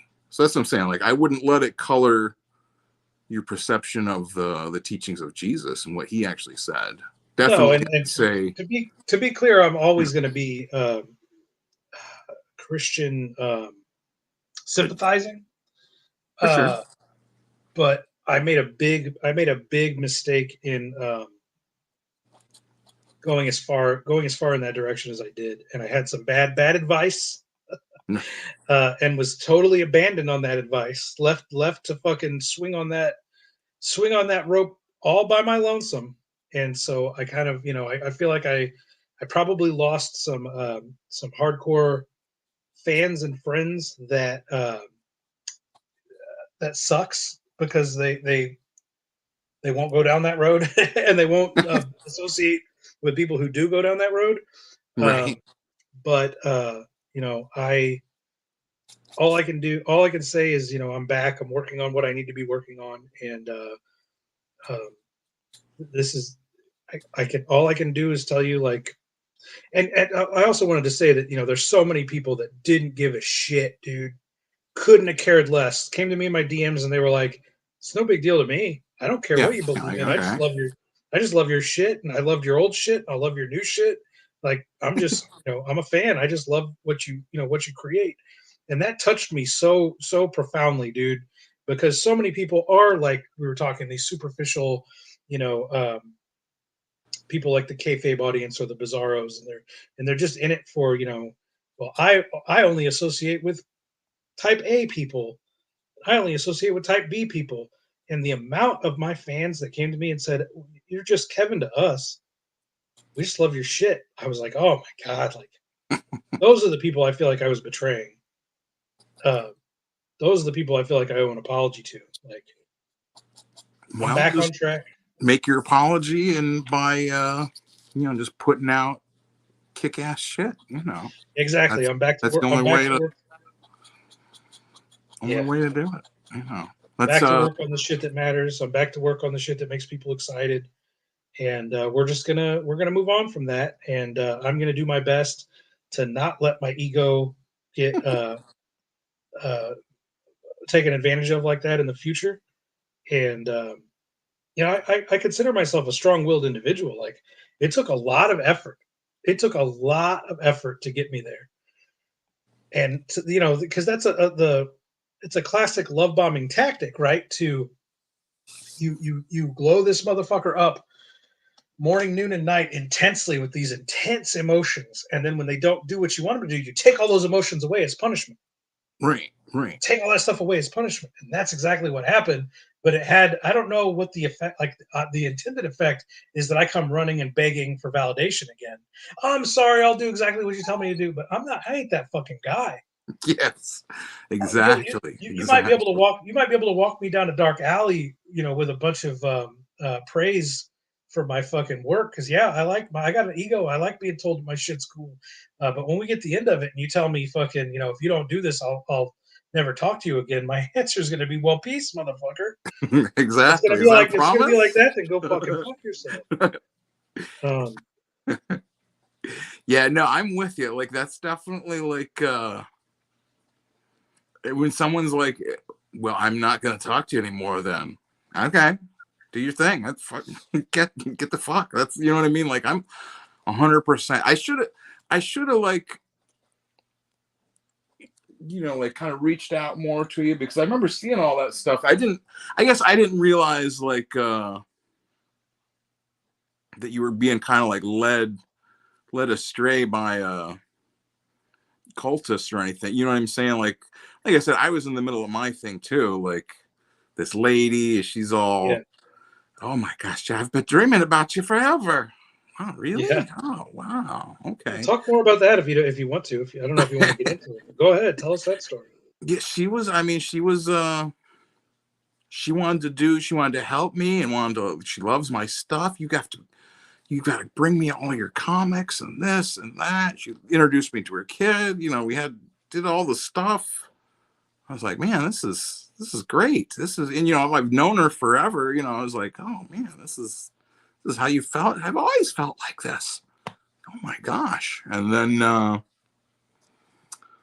it started, like, I noticed it was the same thing. She was constantly texting and, what are you doing? Let's talk. Let's do this. Let's do that. I want to come down. I'm moving down there. Let's go look at houses. I'm like, okay, this is excellent. Fantastic. And then once, for a couple of times, then she was like, I'm not really, I don't know about you smoking weed all the time. Right. And then it starts in with the rules. Wait, you don't know about me smoking. What do you mean? Well, I don't really know how you are on it. And I'm like, this is how I am. This is how it is all the day. Like, what do you mean? This plus giggles. Right. This is what happens. This is what you get. Like, the weed helps with pain, and it helps me to not think about assorted things I don't want to think about. Right.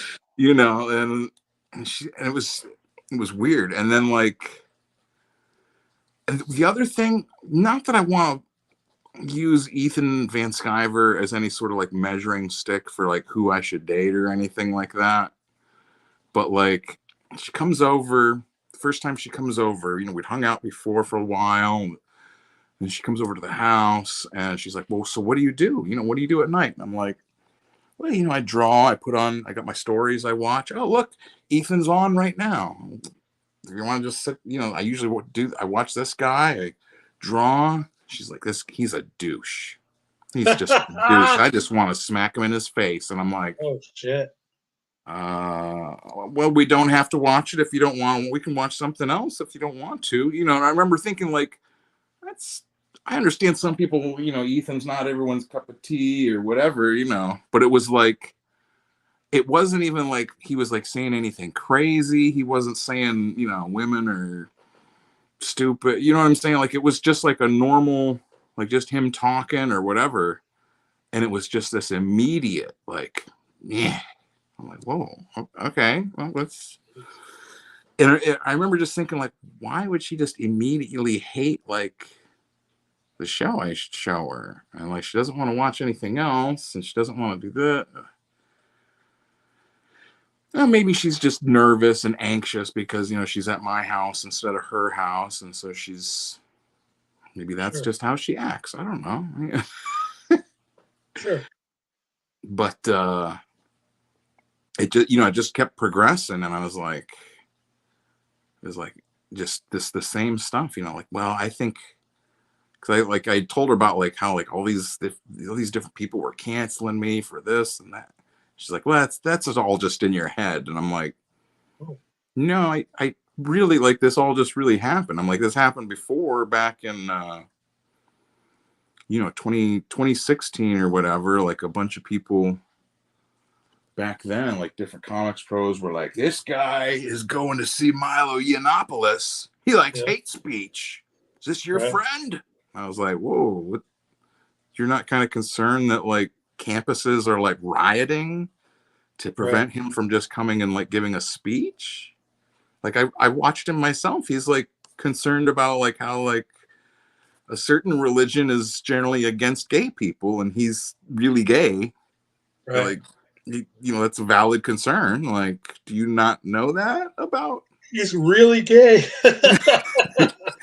Like, that's a valid concern for some people. Like, it'd be hard for him to hide how gay he is. He's racist. And I'm like, he's married to a black guy. What do you mean? Like, what? But that, like, so I'm saying, that was like 2016, 2017, when like all of I didn't realize how crazy people were from Trump. Like, I remember just thinking like, oh, Trump won. Yes. And it was like people, you remember people went fucking changed the entire paradigm of what it meant to be a liberal. Yeah.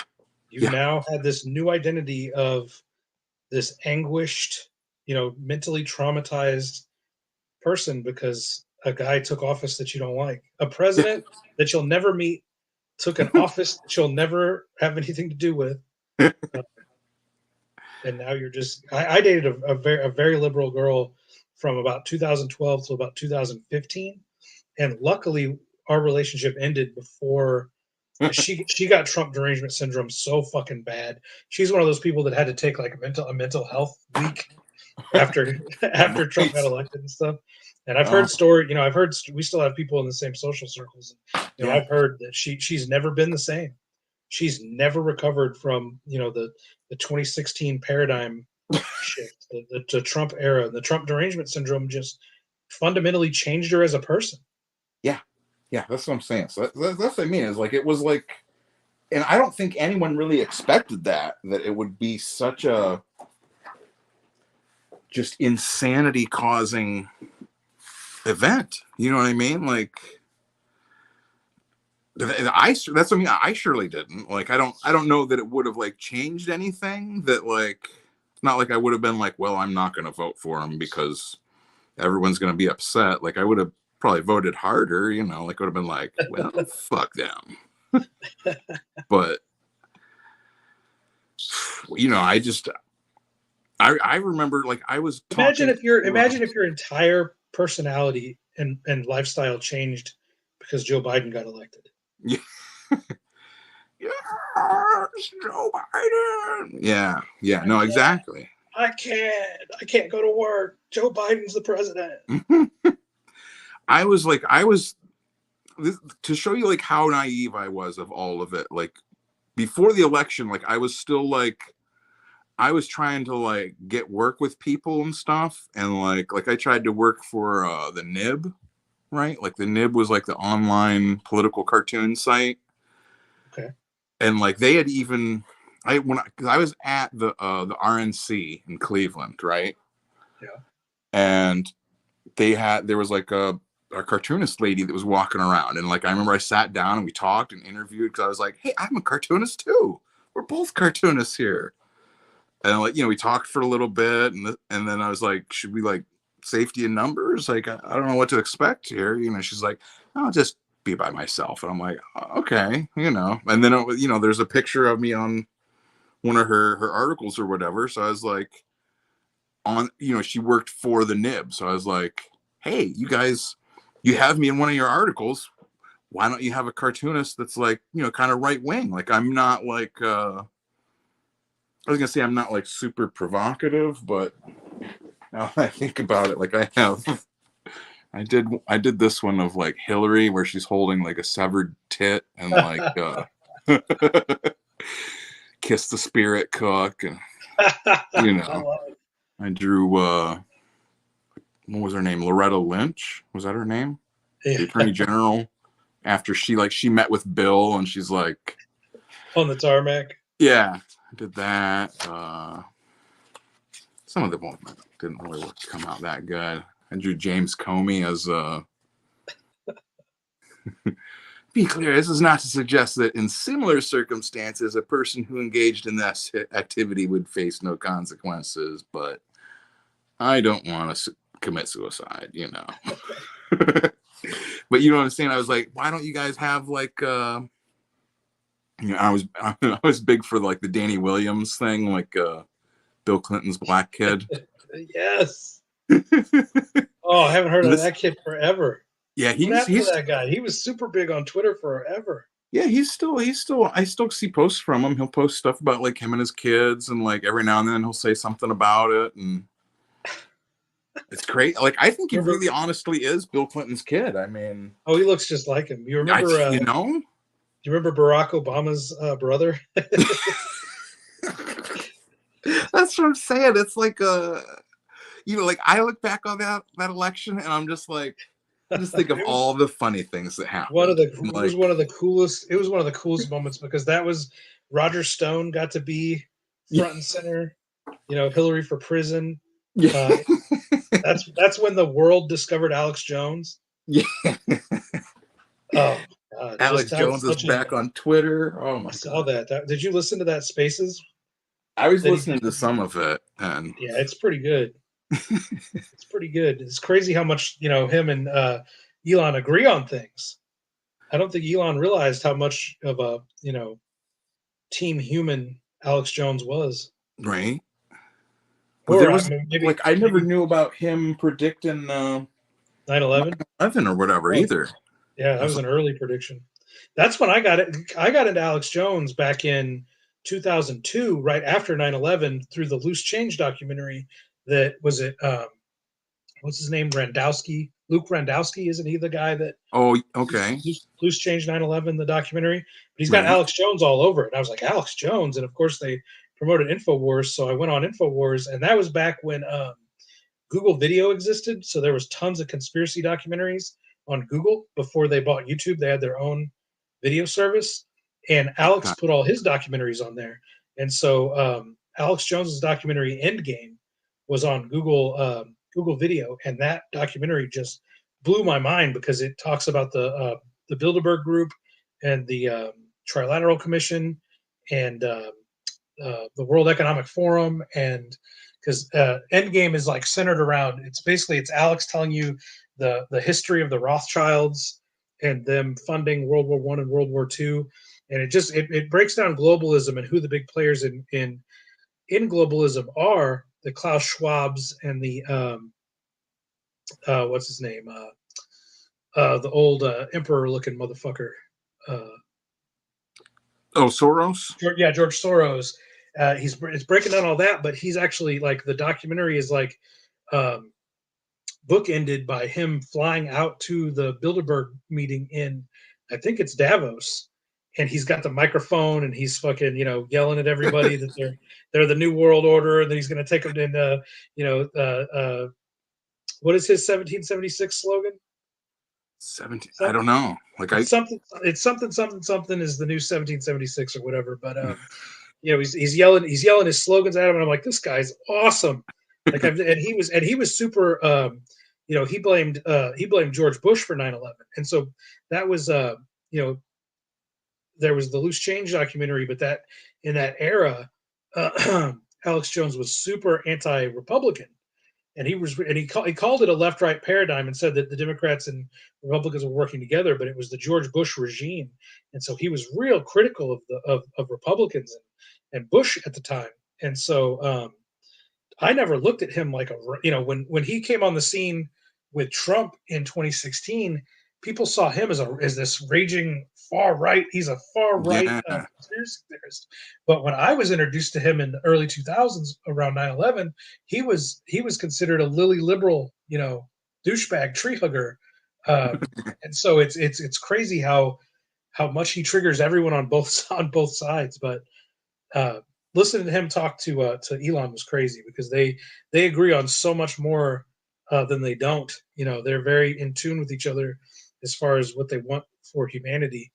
And that's a great episode of Twitter Spaces. Yeah, that's what I'm saying. It was, yeah, it was. I remember there was a.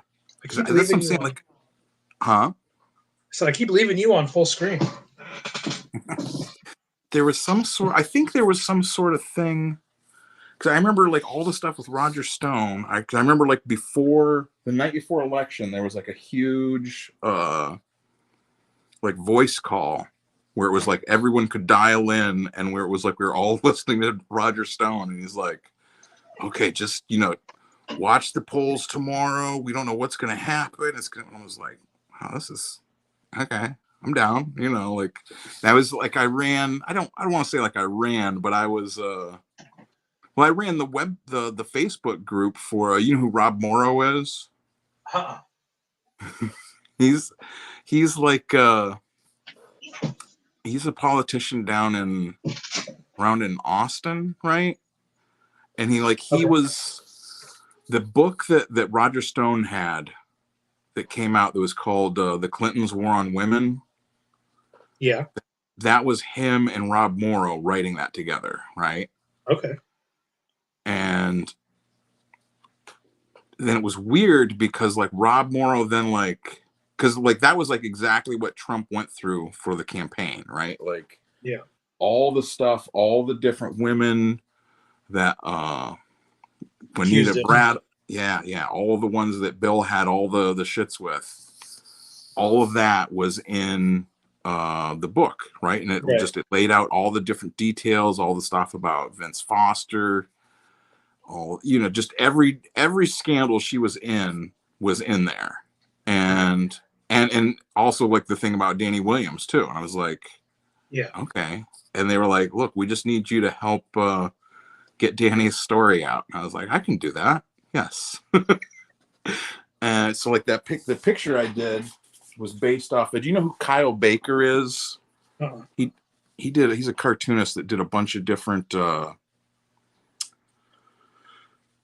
I can't even think of what he did. I know he did Hawkman for a couple times. He did different. He's been like a mainstream cartoonist, but then he did like Why I Hate Saturn and the Cowboy Wally show, and like one of his pictures he did was a picture of Thomas Jefferson with it's like it looks exactly like this. Like this is an homage or whatever, but it's like Thomas Jefferson, and then like a little.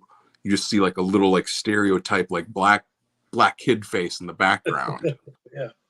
And he's saying, you know, Daddy, I'm cold, because, you know, Thomas Jefferson is supposed to have had numerous children with Sally Hemings or whatever, right? Right.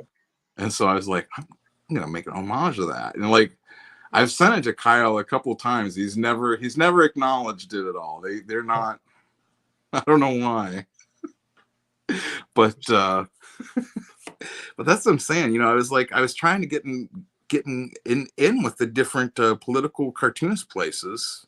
It's like, hey, why don't we have like seems like all the guys you have are just all liberal. Why don't you have also, you know, have a little bit of balance in the force?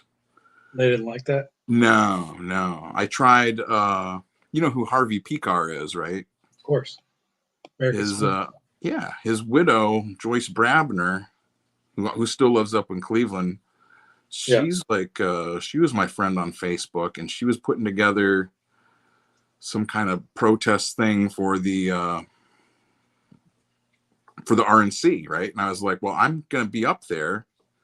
And she was going to have a bunch of cartoonists show up and this and that. And I was like, well, I'm going to be up there anyways. Like, why don't I come and hang out with you guys? And they're like, no, you need to take some art classes. You can't draw. And I was just like, what? What are you talking about? I can't draw. Like, underground comics and indie comics are not about like, can you draw good enough? Right. You know what I mean? Like, it's just like, what? They're super liberal anyway, aren't they? Like, she's a super socialist, isn't she? Yeah. So I think they wouldn't want your type of cartoons anyway. Yeah. That's what I'm saying. That I realized is that it wasn't a matter of like presenting just political cartoons. It was, you need to present political cartoons that all echo what we're saying. We don't want a conversation. We just want.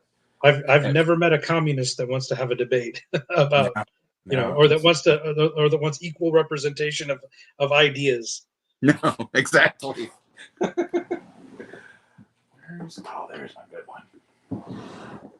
Need to get the good brush for her hair. So that's what I'm saying. Like, it was, and then like I said, I got a bunch of like regular cartoonists. Like, they were all like, "Oh, this guy, he's posted Milo Yiannopoulos hate speech. You friends with him?" And like, had like publishers that I was like friends with were like, "Oh, thanks for the heads up." Right. Like, then they all blocked me. I'm just like, what the fuck? See, dude, if I had it my way, I would be politically neutral, and I would hang out with people that were just as crazy, far left as is crazy far right. But the farther you get on that horseshoe of like these insane Christians that I've been dealing with, and then on the other side, the insane, liberals, the insane socialists, like, they don't allow any deviation from the message. Yeah, and that goes for both sides, and it bums me out because the artists are supposed to be able to.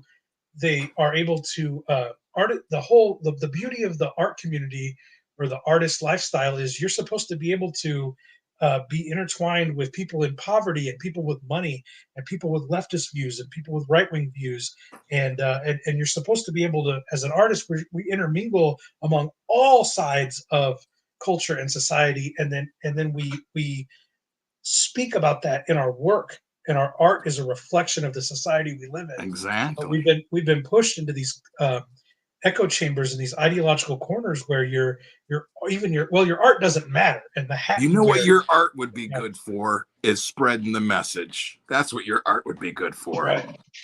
Like, Yeah, no, that's it. That's all they want. In fact, I had a guy tell me that he was a big fan of my Bizarro fiction, and he couldn't grasp in his mind that I would ever be a cartoonist. Like, why would you do that? And I was like, I made movies before I wrote books, right? Oh yeah, but those are stupid movies. Like you need to write these books I like. And I'm like, okay, well, I do these comics also. And he was like, well, you need to do right-wing political comics if you're going to do comics. And I was like, that's not really what I mean, you've got some badass political comics there. Those comics are awesome. In fact, I need to get a couple of them from you. You need to give me a link where I can buy those if you've got them up on like an Etsy store or I Gumroad or something. don't. I'll send me your address and I'll send you a goodie bag. Okay. I think I was supposed to send you a goodie bag before and I never did. Well, Oh, I'll send you a goodie bag of stuff. I think I finished this page. I think this page is done. Let's take a little gander at it. Okay. So as I said, I think we're kind of out of focus here a little bit. So Frankie's in a sea of his own bullshit, and all these different zombies are zombie versions of him, and they're all saying Frankie, Frankie, Frankie. And then Hogan's talking to him here. As far as the eye can see, nothing but you and your own lies and delusions. Fucked up, huh? I guess I need to read that in the Hogan voice, huh? As far as I can see, nothing but your own lies and delusions. Fucked up, huh? It's not even a very good Hogan. Nixon, you're floating around listening to your own nonsense, dog. Far as I can see, nothing but your own lies and delusions. Fucked up, huh? And then he's saying, make them go away. Please make them go away. And then Nixon, man, I should let them chew your ass forever, but that ain't why we're here. And then they're down here on this, they're saying, Frankie, Frankie. So it's a pretty good page. I'm happy with how this turned out. Yeah. This is my first dealings with reflective water like this. Whereas I don't know if you can see that very well. Yeah. No, I got it up on the TV too. I've got the little reflections of the skin and it's nighttime, so it's kind of hard to see. But then I've got the little white dots and then the ripples in the water. I think I did a pretty good job on that for my first time. What is your layers looking like there? You got. Oh my God! You want to see the layer? The layer list is pretty gnarly. So let me knock this down here. I'm just because you're using what, Clip Studio Paint? Yeah, this is Clip Studio. Yeah. And you've got a Cintiq. Or no, you got an iPad. No, okay. Yeah, this is an iPad Pro. Okay, so we got two folders. We've got, I don't know why it's out of focus here, but I've got the lettering layer and then I've got the art layer. So the lettering layer is, well, not too bad on this page. It's 1, 2, 3, 4, 5, 6, 7, 8 different layers because there's not. Well, it was a bunch more. I all those Frankies, I condensed those down into one layer. Those were all individual layers for a minute there. Then the art layer, I have Lord. So I have the borders. That's the get those out here. So the borders obviously around the picture. Okay. And then I have the whites layer, and that's all that shine on the water. And then in the eyes of Nixon and Hogan and the zombies with yellow eyes. So that's the shine. The whites is the shine. And then the Turbo Nexus, which is what is this grid that's around Nixon and Hogan, that's its own layer.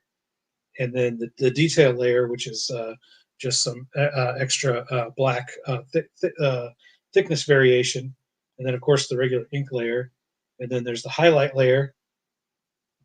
That's just for these white highlights up here. But then for the teal and green highlights, that has its own highlight layer. Yeah. It's that one there. And then there's the shading layer. And then the glow layer around Nixon and Hogan.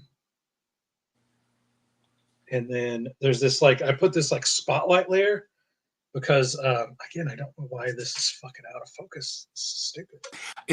when the camera will just it doesn't it doesn't know what to focus on sometimes with if you're aiming at the So the whole thing has a night layer on it, which we're about to get down to. But on top of the night layer, I put like a spotlight layer. okay, So, because see how dark everybody's face is? right, And then with the spotlight layer, it lightens up, just lightens up the faces a little bit. And then below that is the night layer. So this is what the whole thing looks like without the night layer on it. So that's what they would look like hanging out during the day. And then I put a night filter over it to make it. And I noticed that Nixon and Hogan aren't part of that. You know, they're 100% their colors. They blast through the night, so that's on the page. They just pop. They're the right, brightest thing on the page. And then there's that's that reflective layer. The reflections on the water. That's that layer. And then I have a layer I just call background, which is where I do like a gradient variant, and so that makes the front of the water here look darker than the back of the water. Otherwise, if I don't have that, then the water looks flat. Water looks the same color back here as it does up here in the front. Well, with the gradient layer, it makes it look darker in the front than it does in the back. And then the last layer is the color flats layer, which doesn't look like anything. It's completely white without the night filter on. The night filter just makes everything blue. But then that's the flats. And then there's a white layer behind everything. yeah, So a lot of layers, but I work very slowly through each layer, and I've really there's a deliberate logic to it all, so it doesn't overwhelm me. So I might have like 30 layers, but it's not over. I do each layer at a time. It's not like I bounce back and forth to all the layers in some chaotic 30 layer bonanza. It's each layer. It serves its purpose, and then on to the next, on to the next, on to the next, until it kind of becomes this. For me as a little kid, my favorite comics were like the Max and the Pit and Spawn Image Comics, and I would look at that stuff wanting to be a cartoonist, and like looking at a final page like this, it's like, where do you even start? Like, how do you even do this? And it took me years and years to figure out the importance of each process, the layout process, the pencil process, the ink process, the details, the colors, all that stuff. It all serves its own purpose.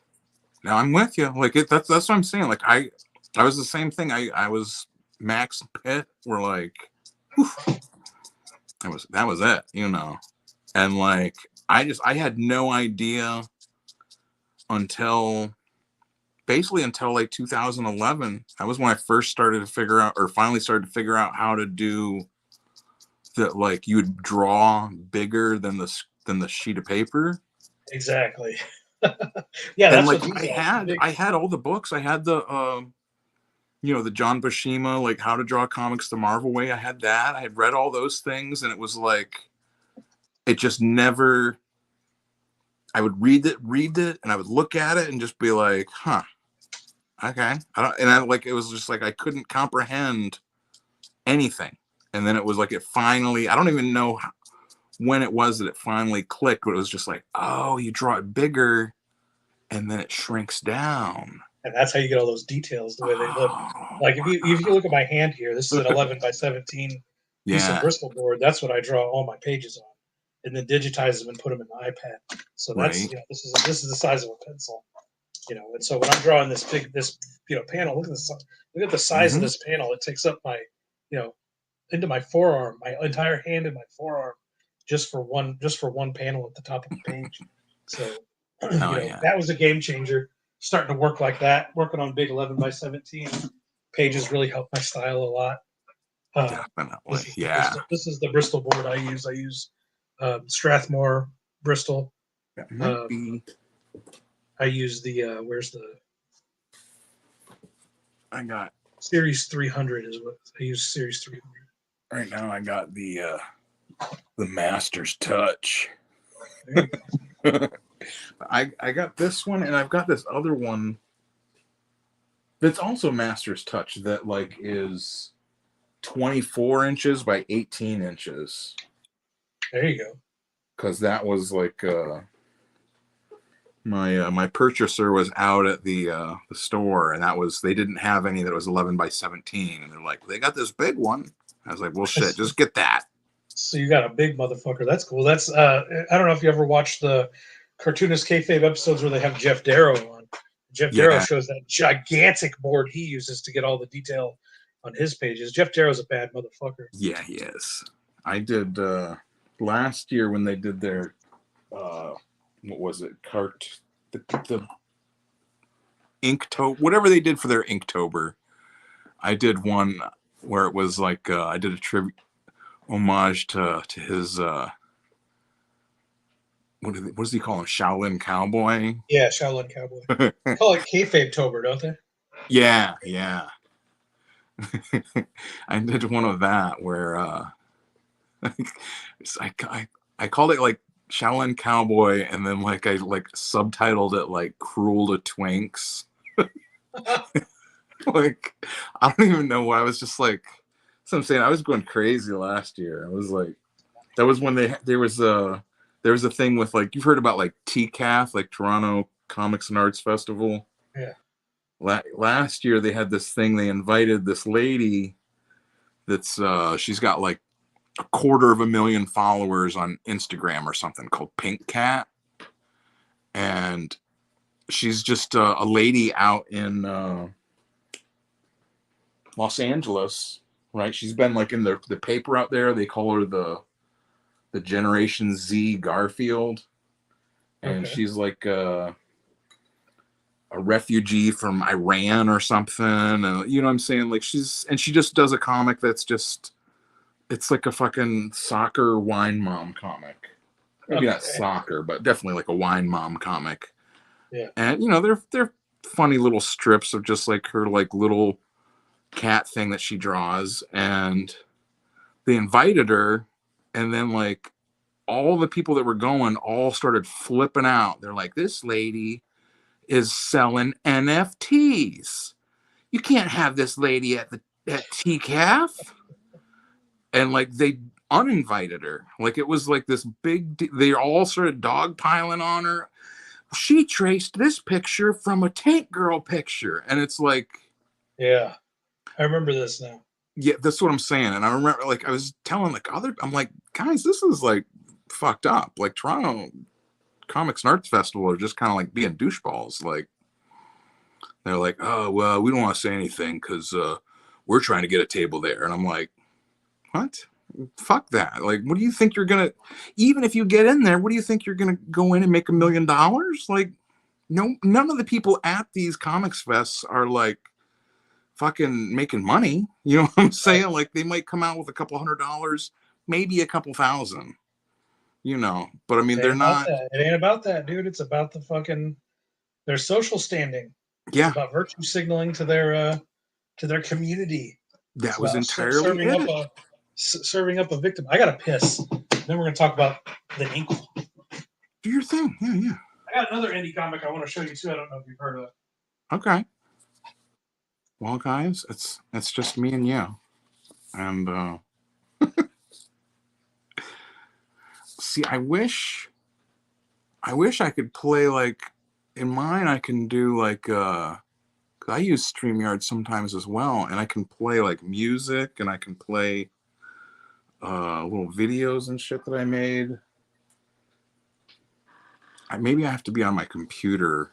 Like StreamYard is weird. Like if you're just on, like I'm on my phone, and you don't have as many options. Whereas if you're on the computer, there's like all kinds of like other shit you can do. Like you can share a screen, and you can't do that on the phone.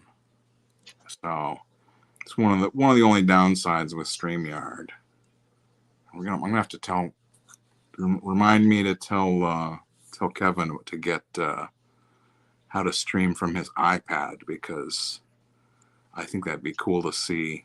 I can stream from my iPad? Yeah, that's I was telling him to remind me to tell you.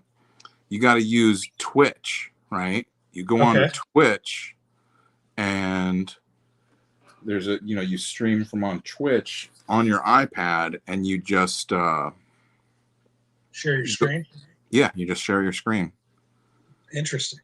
and then go on to you got like a laptop or a computer, right? Like Well, that's what I'm streaming off of now. I got a webcam attached to a laptop. Oh, I see. Okay, so you go on to your laptop onto StreamYard, and you know how to present a screen. Yeah. And then you present your Twitch stream. Oh, okay. And then I've got my screen and my webcam. Yeah, that's what I'm saying. It's all kinds of the same. Like you can put have you got like stuff under your brand there? Have you put like videos and shit on there? Not on Twitch, no. Or on StreamYard? Yeah. Where you can put like little clips and stuff, and you can put in music. You could put in like that's what I'm saying. You could put in like an ad for your. Can you do that with the free version, or do you have to pay for it? Yeah. We can just do it with the free one. Interesting. It all has to be an MP4 file, though. Okay. Yeah. I don't know how to do any of that. I'll have to try to show get better. I'm still when StreamYard hit back in right before COVID. I'm still at that level of understanding the technology. Have you ever heard of this book right here? Armageddon Quest. I'm gonna go with. I don't think so. So I found this for $3 at a used comic book store about a month ago, and it's one of these outlaw comics, dude, from the '80s. That it checks every outlaw comics box. Completely done by one guy. One guy did everything. It's 300-page volumes, so it's a 900-page tome. Wow. And of course, he has this introduction that's just that he's just ranting, right?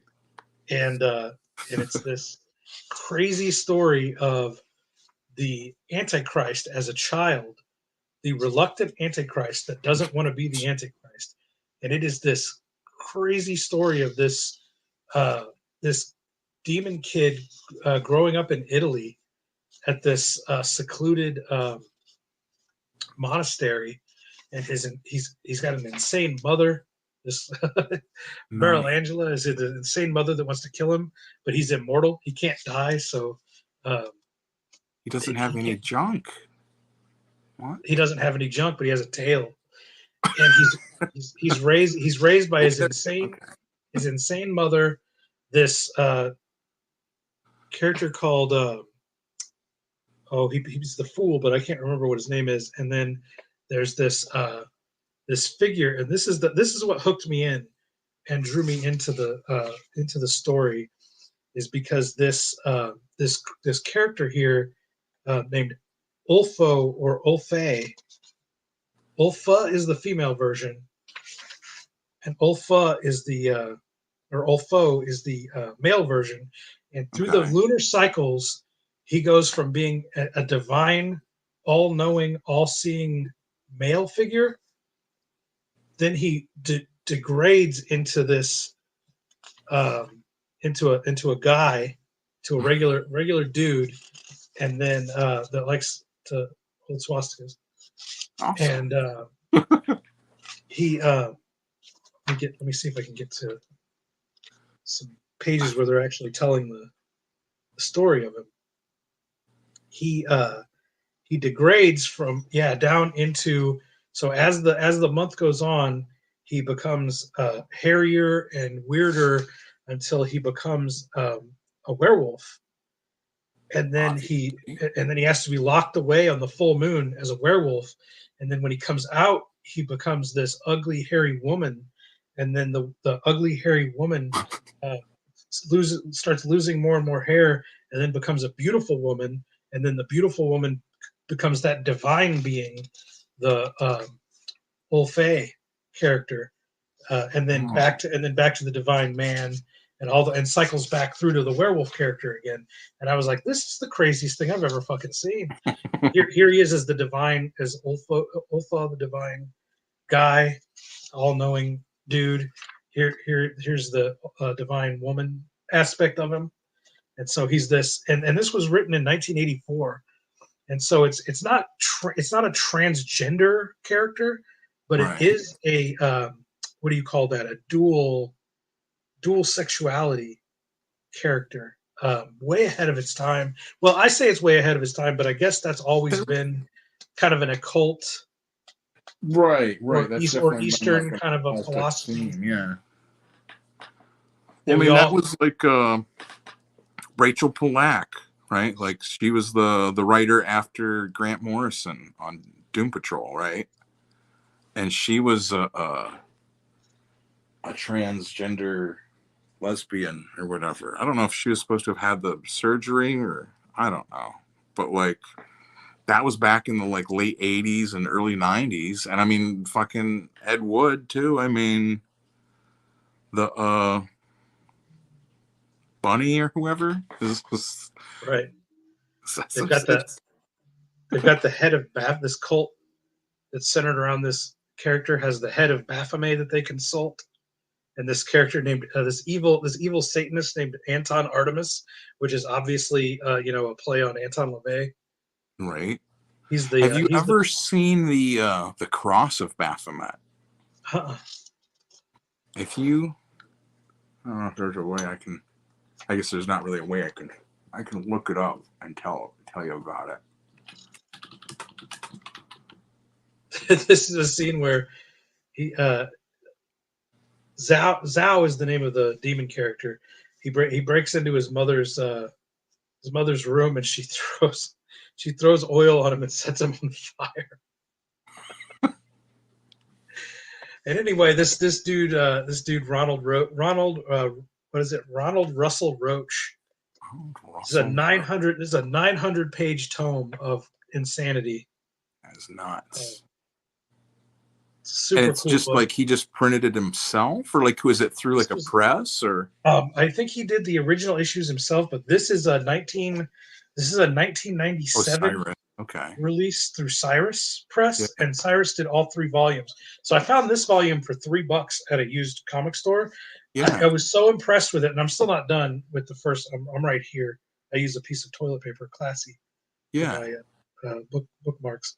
But I got this much left to go for volume 1. But I got far enough into volume 1 that I was like, this dude is a bad mother, because not only is he a great outlaw cartoonist, he draws really cool, has a really cool cartoony style, because I like the thick line. I'm a thick line dude. Right. I draw the thick line. So this all speaks my language here. All these crazy thick lines. But he's also got such a zany story that I was like, I'm in. I gotta find the rest of this. So I went on eBay, and for about $12 each, I got volumes 2 and 3. So I have the entire set of Armageddon Quest, which is obviously Armageddon Quest is a play on ElfQuest, right, which was big at that time, But this was he started writing this in '84. And the Sierra games, Police Quest, King's Quest. Yeah, look at this little guy. That's a cool drawing. Wow. It reminds me of like kind of like a more like a grungier version of like Charles Burns or something. Yes, which again, Charles Burns and Dan Klaus, those guys are big influences on my style. And this dude spoke my language, so I picked up all 3 volumes of Armageddon Quest. And then I just got. Did you look that up? The Cross of Baphomet. Yeah, there's a couple of different ones that it has, but it's basically like the same thing. Well, one of them is like the same thing as like the Orthodox cross. How like the Orthodox cross has like that top, it's like a regular cross, and then it has like 2 extra bars or whatever. There's also like a cross of Baphomet that's like that, which like like with Baphomet, that's supposed to be a whole thing with like the Masons and like the Templars that supposedly had what was it? They were supposedly had like the head of John the Baptist or something or other at some point. Right. So that's what I'm saying. It's a whole. Makes me worry about these Orthodox Christians now. What are they really doing? Well, it fucking freaks me out. I'll tell you that. I got bad vibes off of it, but whatever. Yeah. Again, I don't judge people. I don't care what you believe in. I wish people could be more open minded and kind of centrist. But I ended up picking this up. I was watching. You know who Comic Book Girl 19 is? No. Comic Book Girl 19 does these huge, like big deep dives into comics. I recommend her channel a lot. You look her up on YouTube. She's super cool. She's most famous for Comic Book Girl. Comic Book Girl 19, and she's most famous for doing a history of the X-Men in motion. She made motion comics where she does the narration, and it's got sound effects and everything. And she goes through the Phoenix Saga and a couple other sagas, and she just does a great job kind of going through everything. But she also did an Inkle Club recently where she went through the entire Inkle graphic novel. Yeah. And breaks down each book and kind of does her own summary of it. And I've known about. I'm a huge fan of Jodorowsky, obviously, and Mobius, and I've known about the Inkle forever, but I've never owned it. And so I started watching her review of it while I was drawing, and it was just this story is so amazing. It's such an epic, crazy story with. I mean the. Just the stuff that Jodorowsky names these characters and groups like the Technos and the Meta Baron and what is the Doghead dude's name? I don't know. He's right here. What is his name? They say his name right here. I'm not that kind of comics nerd. I just like the pictures. No, I know what you mean though. He's because like obviously you've watched like Holy Mountain and like his other El Topo and all that stuff. So Jodorowsky's Dune, even if you've ever seen that documentary where he talks about what his Dune movie could have been. Yes. I mean, look at these characters, these little fucking things that Mobius draws in this, and they're just and everything has such cool names. And so and Comic Book Girl 19 will just get you into any comic, whatever she sits and talks. Like look at the crowd, and you can't. It's gonna fucking go all fucking. Yeah, I mean Mobius is just that's one of the things that like like you find like I mean the veins first, and like you just find it's like you find the other people that are also on that vein, and it's like okay they're probably okay. Like the second page of this comic is the spy. This is the most iconic. This might be the most iconic Mobius picture of John DeFool falling into the city shaft. And this is what Luc Besson fashioned the Fifth Element design after off of the Inkle stuff. So this is, I mean, the introduction by Brian Michael Bendis. He's like, first of all, if this is the first time, he says over here, first of all, if this is the first time you're reading this, please be the only cartoonist that's ever read this book that doesn't rip it off. Because Mobius and Jodorowsky are such influential artists, and this is such an influential book that it gets lifted. Look at this cool ass fucking page panel right here. Look how cool this fucking shaft is. This is when John DeFool's about to get dissected. Look at all these. You see these little dissection tubes here? Yeah. Different body parts in them. I mean, this is you could just go on and on. These are the Technos right here. Just an amazing book. I'm so glad I have to get through it. I ended up stopping two issues before she finished her Inkle Club review because I didn't want her to spoil the ending for me. I wanted to get through it myself. So I have this whole. I have the other 600 pages of Armageddon Quest to get through, and the entire. This is a 300-page phone book by itself, the Inkle, and that's one thing I love more than anything else is like outlaw shit. That's just hundreds and hundreds and hundreds and hundreds of pages. I love these stories that are just these protracted like epics in comic book form, like the obviously the what do you call it?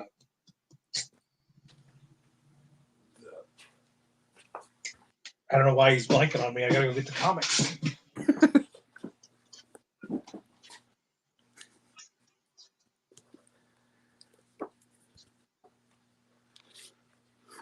Well, Brian Michael Bendis, another local from Cleveland as well. That's... Sim Oh, Cerebus. I don't know why I worked. couldn't think of his name, but this is like 400 or 500 pages, and this is just the first volume of like Yeah. 8 volumes of comics this big. And I love these, one guy, although he had, what is the dude's name that does the backgrounds for him? Gerhard, yeah.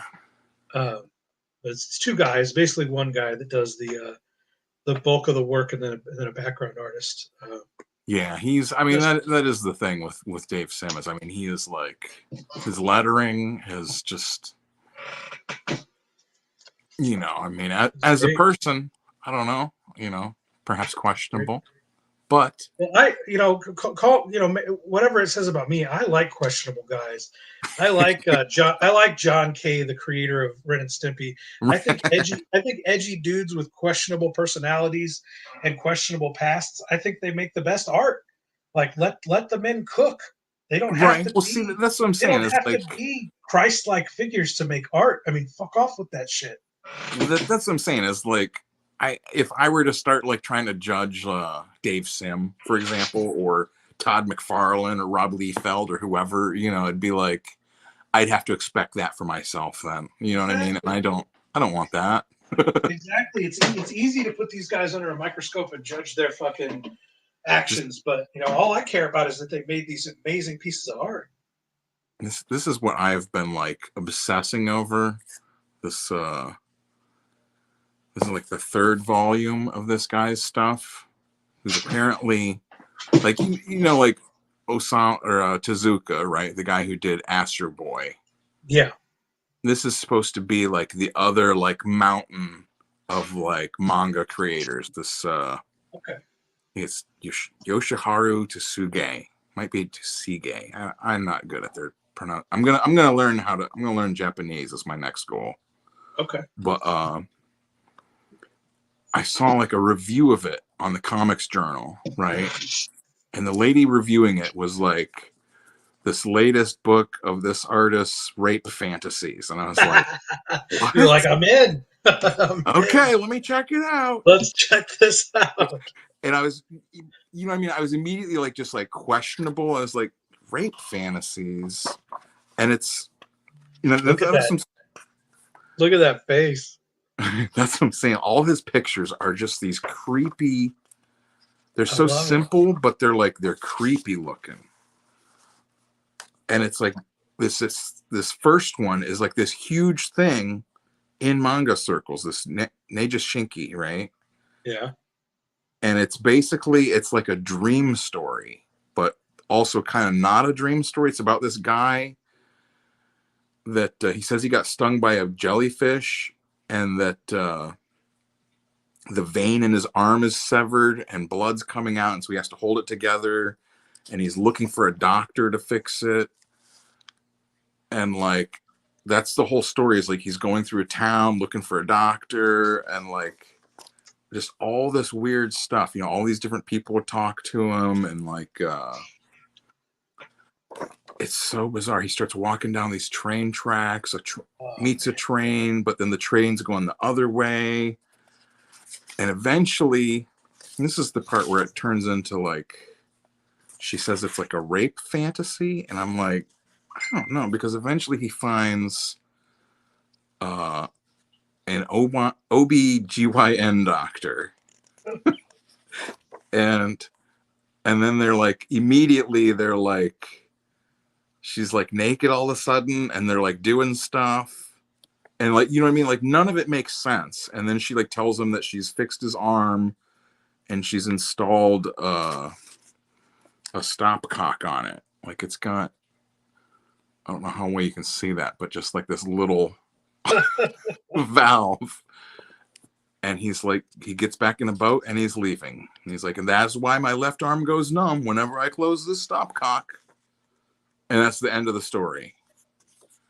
Like, it's it's so bizarre. Like, you know what I mean? It just doesn't make, it's not a rape fantasy. It's just a Sure. surreal, Yeah. like bizarre, like it's like Bizarro before Bizarro. You know what I mean? Like, Right. but that's how she describes like every story in this the same way. Like the rapist does this, the rapist. And The rapist. I'm like, what the heck? I've got to look at this because there's no way. You know what I mean? Like a manga from the '60s is all about no. Right. Hey, look, at And least we got an actual book. and it's not. That's what I'm saying. It's like it's a whole. There's in the back half of the book is notes and essays from the translator. Rape essays. Right, essays about rape. And it's just talking about how like he's this huge like influential creator, and all these people have always like debated what the story is about, and how like he like slowly told people, well, some of it was based on a dream, but I also just wanted to have that same sort of like dream logic in a story, and like, you know what I mean, like it's, and this is, like I said, this is like the third volume.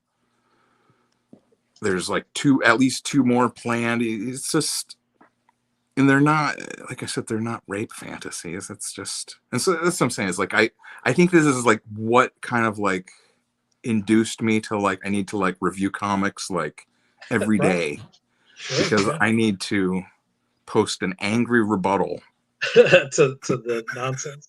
Yes. To the feminist nonsense.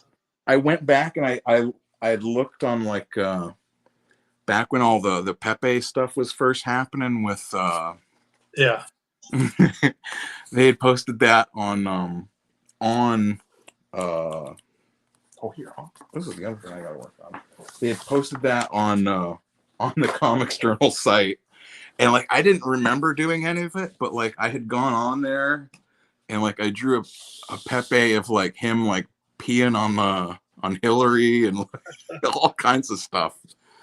And I was like, oh, looks like back in 2016 I was trying to antagonize the Comics Journal. Yeah. Look at this thing. Yeah, that's what I'm saying. Good.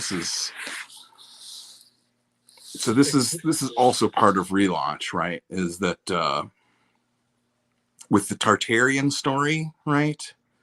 And you can look up the Tartarian stuff on YouTube. There's a whole bunch of channels all about it. One of the theories of Tartaria is that, well, during your study of the Bible, you must have seen a bit about Jesus is supposed to rule for 1,000 years, right? One of the theories of Tartaria is that already happened. What we know as the Dark Ages was actually the period in which Jesus was ruling, and they were creating all the like magnificent churches and buildings and all that stuff. And that we are actually in the period after those 1,000 years when Satan is loosed once again to deceive the nations. We are in that period now. But he has deceived everyone so that we don't even know that happened. Right. And and so nobody knows we don't even know what year it is. Okay. So I'm saying, I'm just like, I'm okay. I'm down. He already came, and we are, all right. We're post-coital second coming. Yes. One of the things they talk about is that the assorted towers, steeples, different domes and stuff, those were free energy generating machines. Yeah.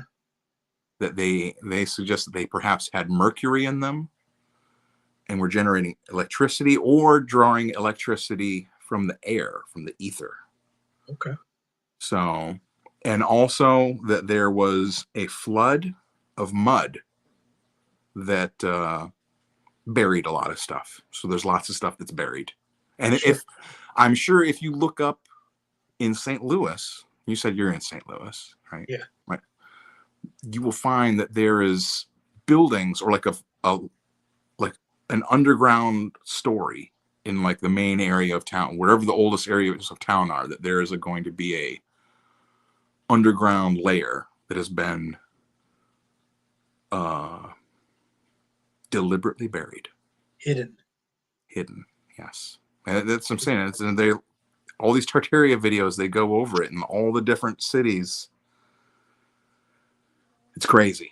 It's crazy. If they didn't have the videos and the proof of like, here's Seattle and there's a whole layer, whole story underground that was buried, and then they have it like in every different place, or like they'll have buildings that like, the ground level is like at the halfway up the bottom story. It's like covering the windows and stuff. That's what I'm saying. Like I'm not sure if I actually believe it, but I definitely do believe it whenever I'm working on my story. So, so this is set in that. Yes, they're slowly going to discover that there's a whole underground empire of evil dragons.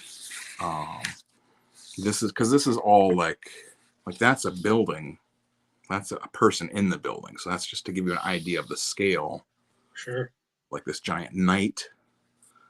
Well, he's like an angel with wings and whatnot, Yeah. So that's what I've been working on. Drifting Classroom, is that? Yeah. Are you familiar with Keizo Umez? I am not. I think I might have like the first chapter for free on my Kindle or something. But yeah. Umez is basically he's the mentor of Junji Ito. I see. He's sort of the godfather of horror manga. And Drifting Classroom is again a gigantic tome. This is like 600 pages. Yeah. And the story is very simple. This school gets torn away from reality and deposited into another dimension. There's a nice big 2-page spread here. So you know what I'm talking about. There's like this just surreal aspect to these horror mangas that just, I don't know how to describe like what it is about like the way they're drawing, because like it's the same way in like the Junji Ito stuff. Like, yeah, the way he draws, I don't know if it's just because it's black and white.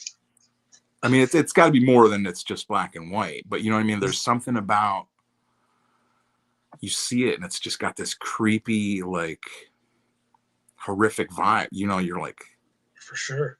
These little kids are freaking out because they're discovering that their classroom's been zapped to another dimension, and this teacher picks up one of these kids and starts stabbing him in the arm with his glasses.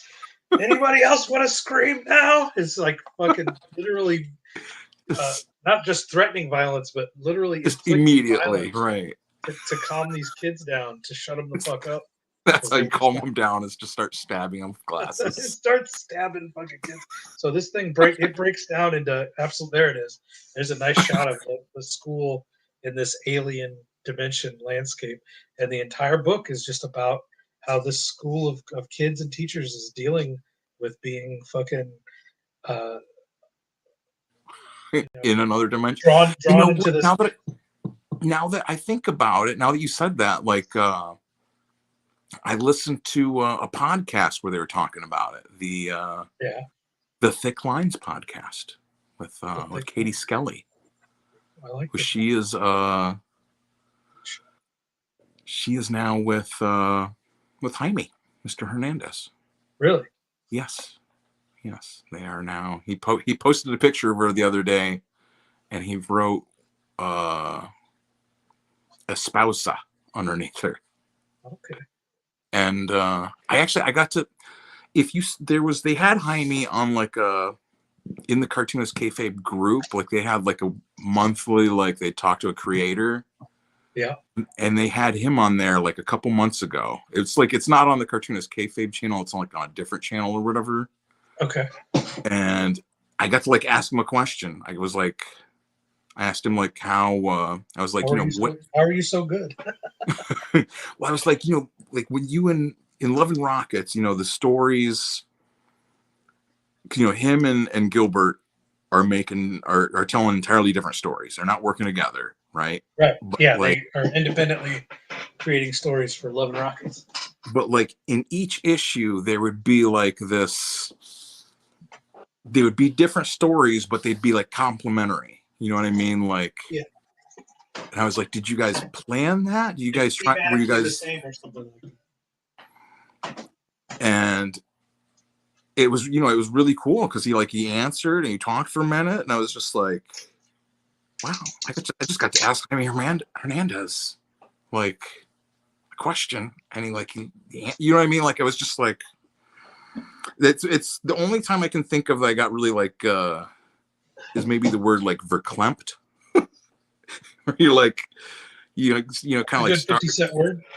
I think so. That's a good word. Yes, I think so. Where you're, like you meet someone who's like famous or a big shot, and you're just like, that's entirely. I was like, I should have had a question for Katie because I like Katie's podcast and I like her comics too, but I didn't think about it. Yeah.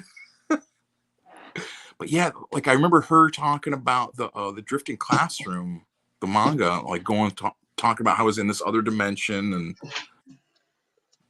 I'm gonna have to. I've been using.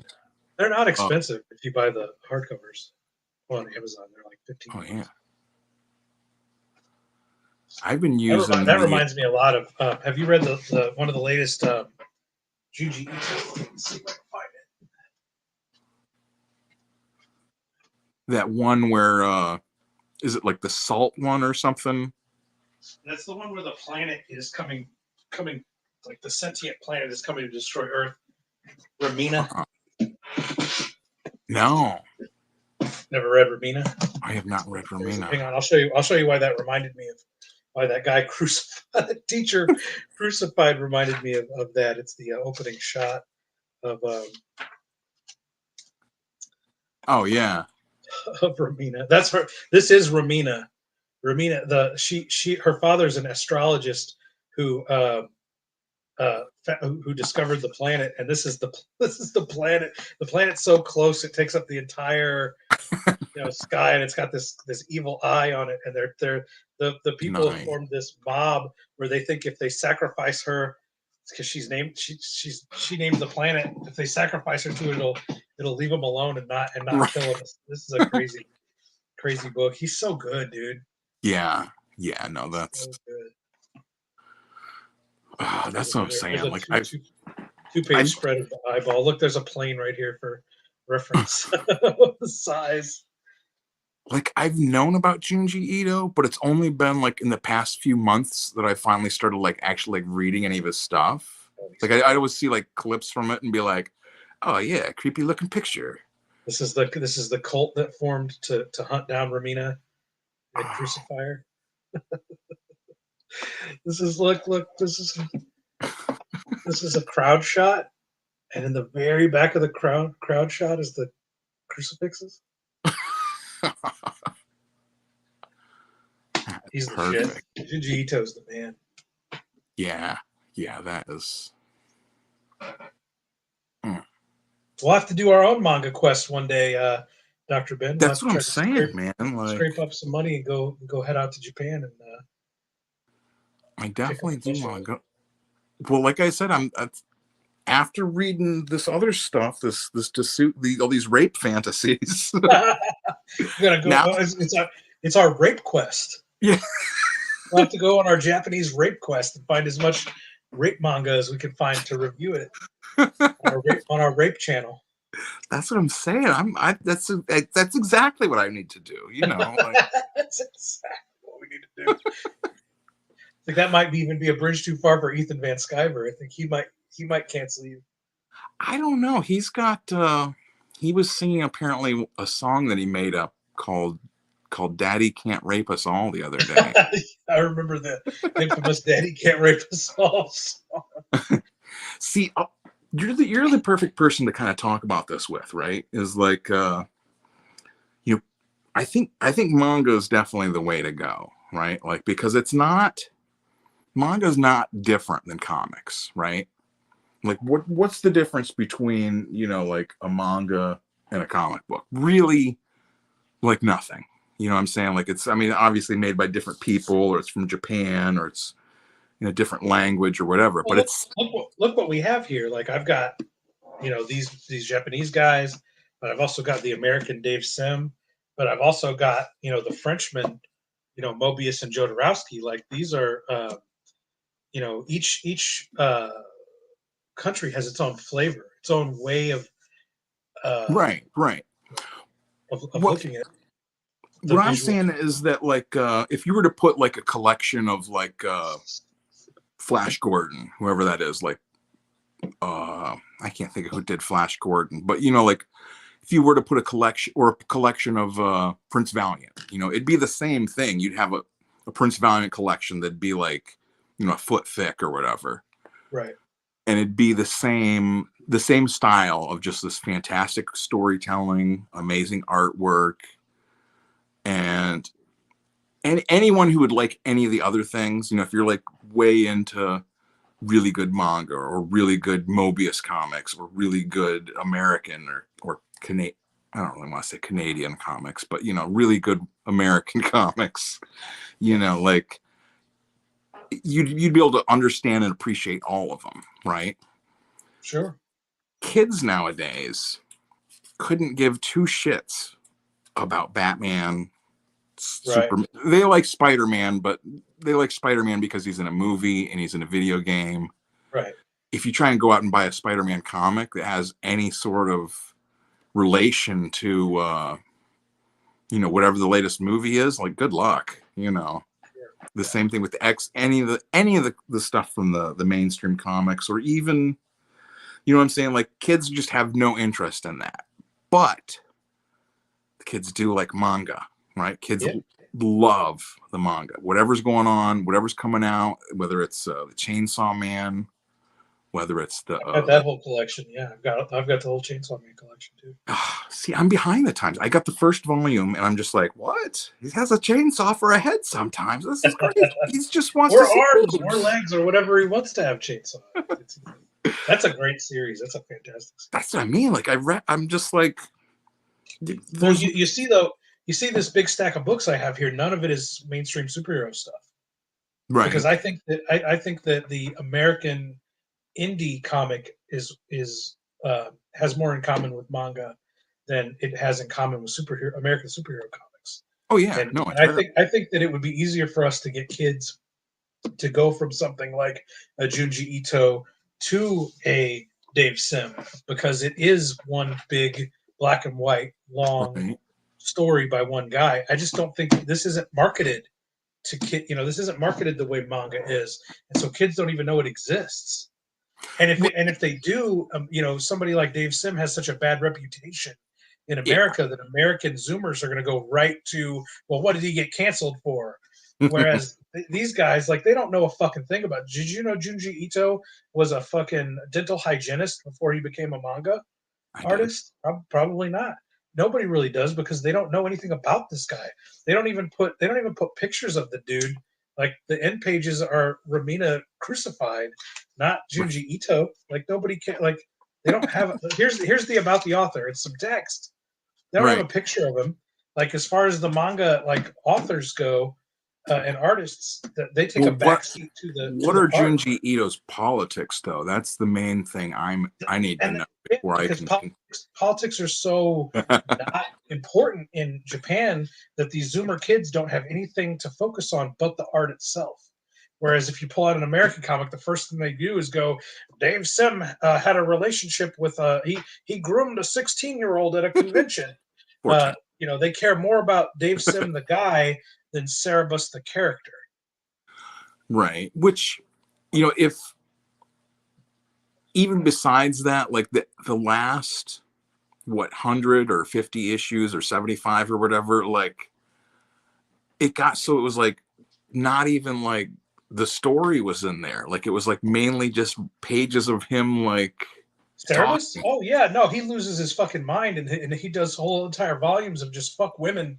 Women are terrible creatures, and they fucking ruin the world. Which I love it for that. I love Cerebus for the fact that Dave completely loses his mind by the end, and it's just Right. rants about the horrors of women, and it's prose. It's like lines and lines of prose. It's not even art. Like he stopped drawing the comic and just started ranting on page after page. I love that. That's how Cerebus ends. That's what I'm saying. It's like, I mean, besides the young girl thing, like, the end of it, the middle is like the best for Cerebus. The But middle is fantastic. how are you going to market? Like, just read the middle of the book. Don't read the other parts. The beginning's okay. It's like a Conan ripoff. Middle's one of the best comics you'll ever read. When did the background guy start? It was like after the first, like. No, he's in here. He's in the first. He starts somewhere in the first series. He's already doing backgrounds by because it says it. Hang on, it says it in here. It gives him. Because I've got like a reprint of the first 2 issues of Cerebus, and like it's just Dave Sim, and it's just like his kind of like goofy animal looking stuff, and I'm like, okay. Well, maybe it is High Society that he starts in, because it doesn't have. I don't see any credits for Gerhard anywhere. And that's the first volume there is what, the first 25 issues, maybe, or. Well, it's the first 600 pages. It's 1, 2, 3, 4, 5, 6, 7, 8, 9, 10, 11, 12, 13. That 25, 26, yeah. Yeah, okay, yeah. 25 or 26 saying, like, that's what I always thought was like the big phone books were like 25 issues about. And then like the next one is High Society or whatever. High Society, and I think Gerhard jumps in near the beginning. That's what I'm saying. Like even as a kid, I knew I was like, I would if I got the phone books, I'd start with High Society. That's what everybody says to do is, if you're going to start with Cerebus, get the phone books, skip the first one, go to High Society, and then stop by like number. I think there's 8 of them. Like stop by number 6. Stop.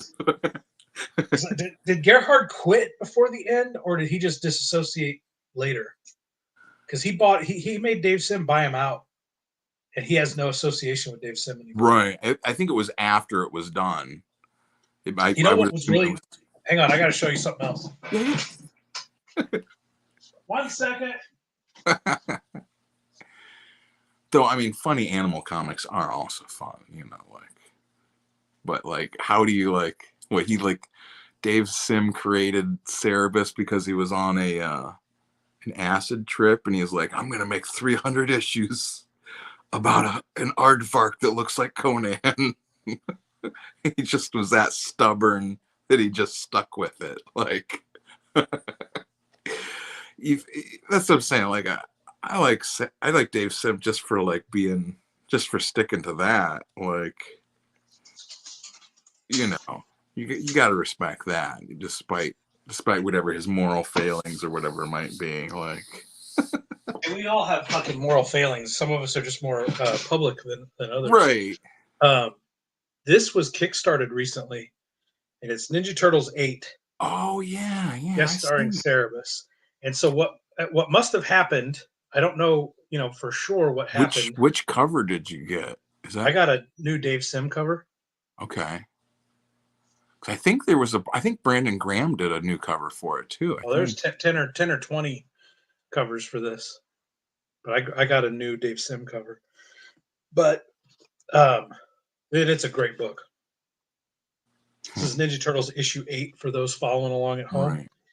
And it is and what I gather is, and look at the art. I mean, this is Kevin Eastman, Peter Laird, and Dave Sim. Anytime Cerebus is on the page, it's drawn by Dave Sim. So they would do these pages, and these are brand new characters. This is a brand new character by Kevin Eastman, and Kevin and Peter would share art duties, and they would pass these back and forth, so that it was always pencils and inks by both of them. But when and Cerebus shows up fairly quickly, So when Cerebus shows up, that's drawn by Dave Sim.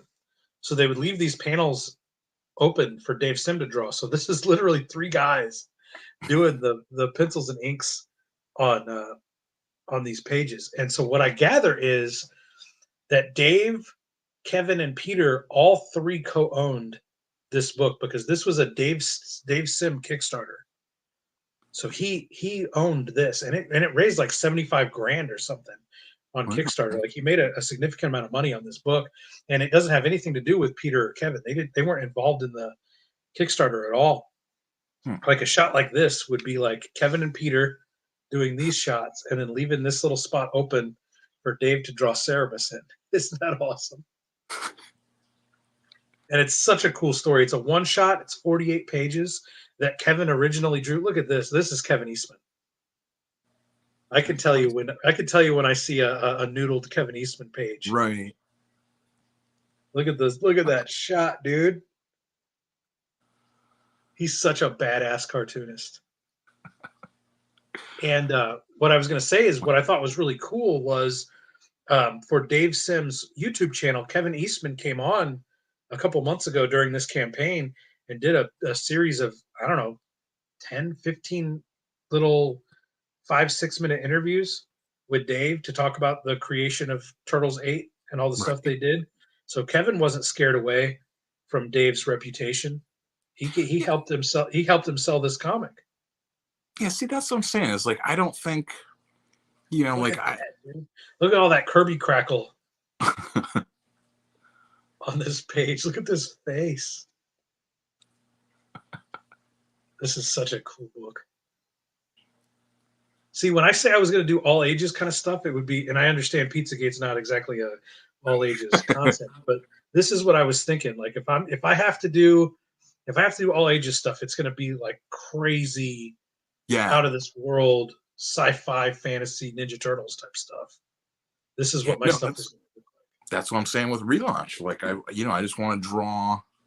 Well, at the same point, there's like a bunch of horror stories I want to do. Like when I quit comics back a couple years ago, right? That's when I started trying to do like horror stuff, and like I started following all the Bizarro people, and was like, I'm gonna do weird horror Bizarro stuff. Yeah, I could do that. Like I can definitely.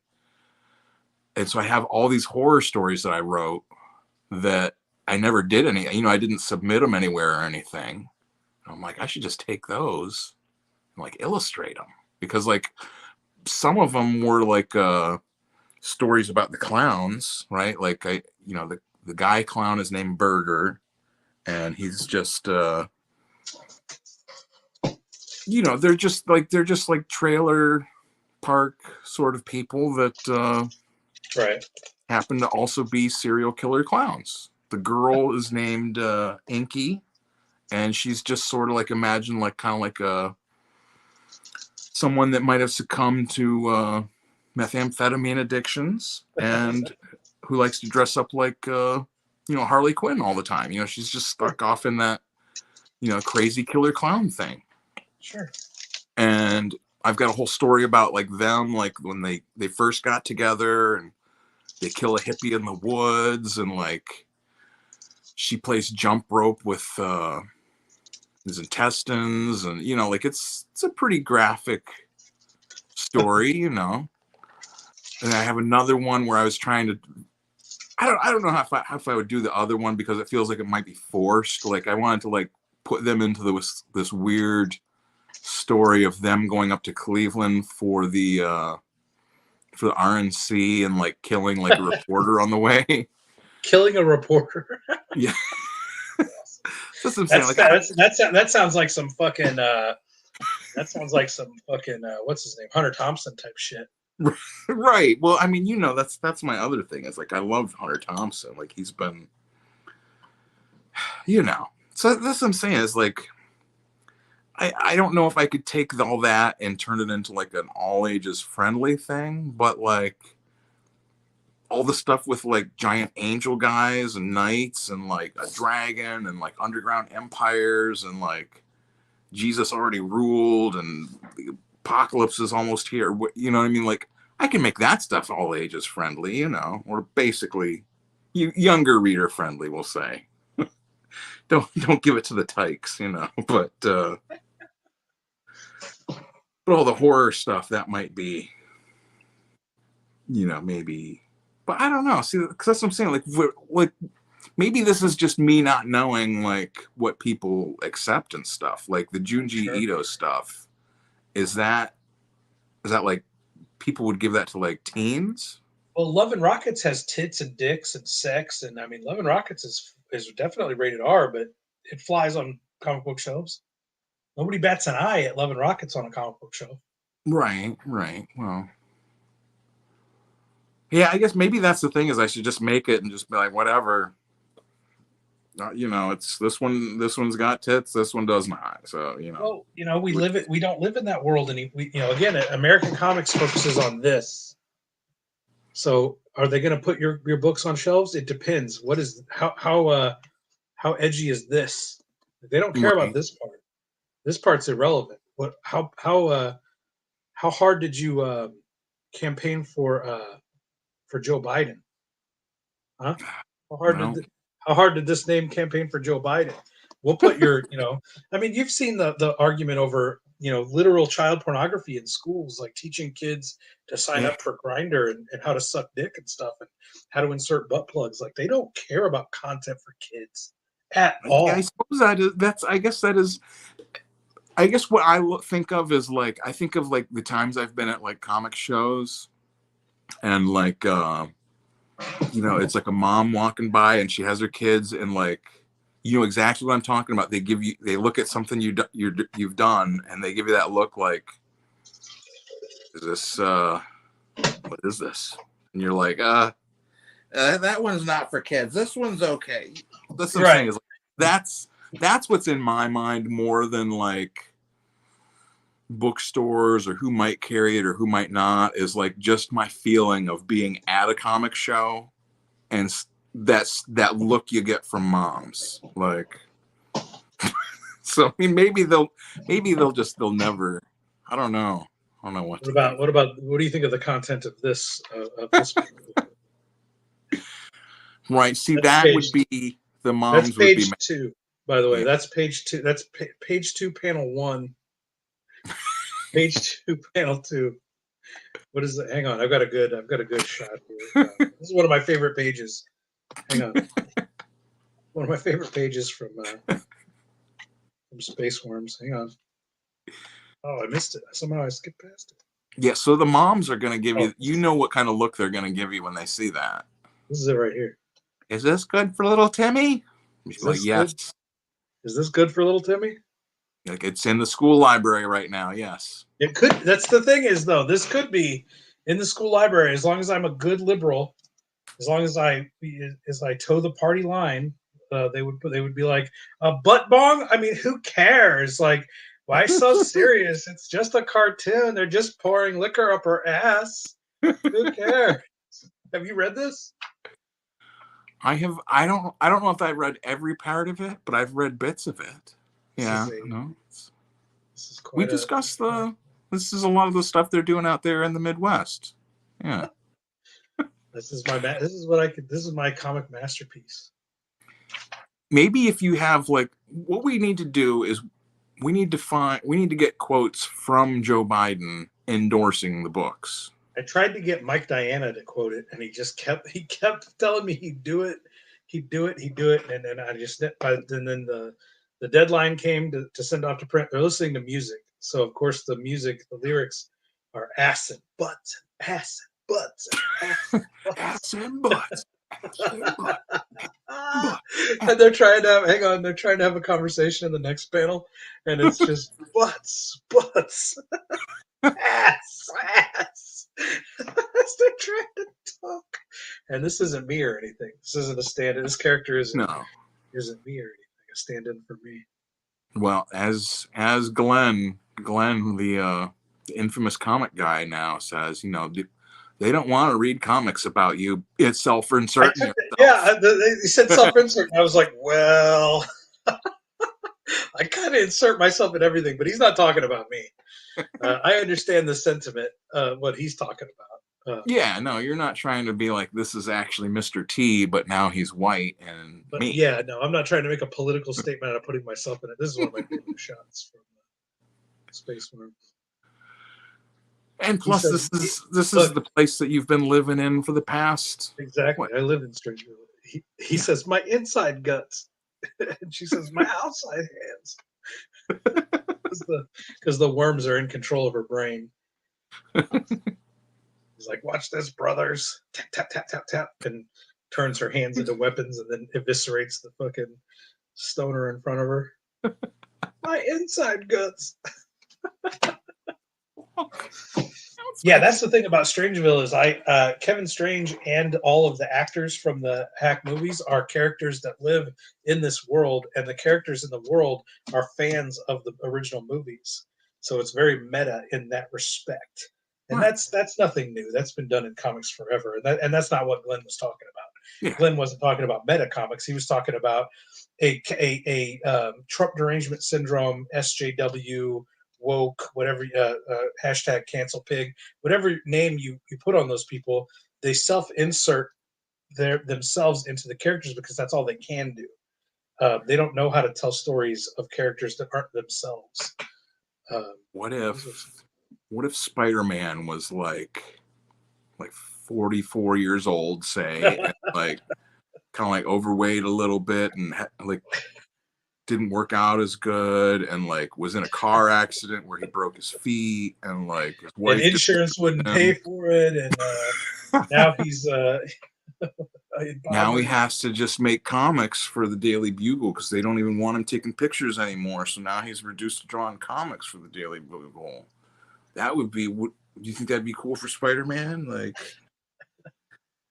and he's gonna start calling himself Ben now too. So like, and a doctor for some reason.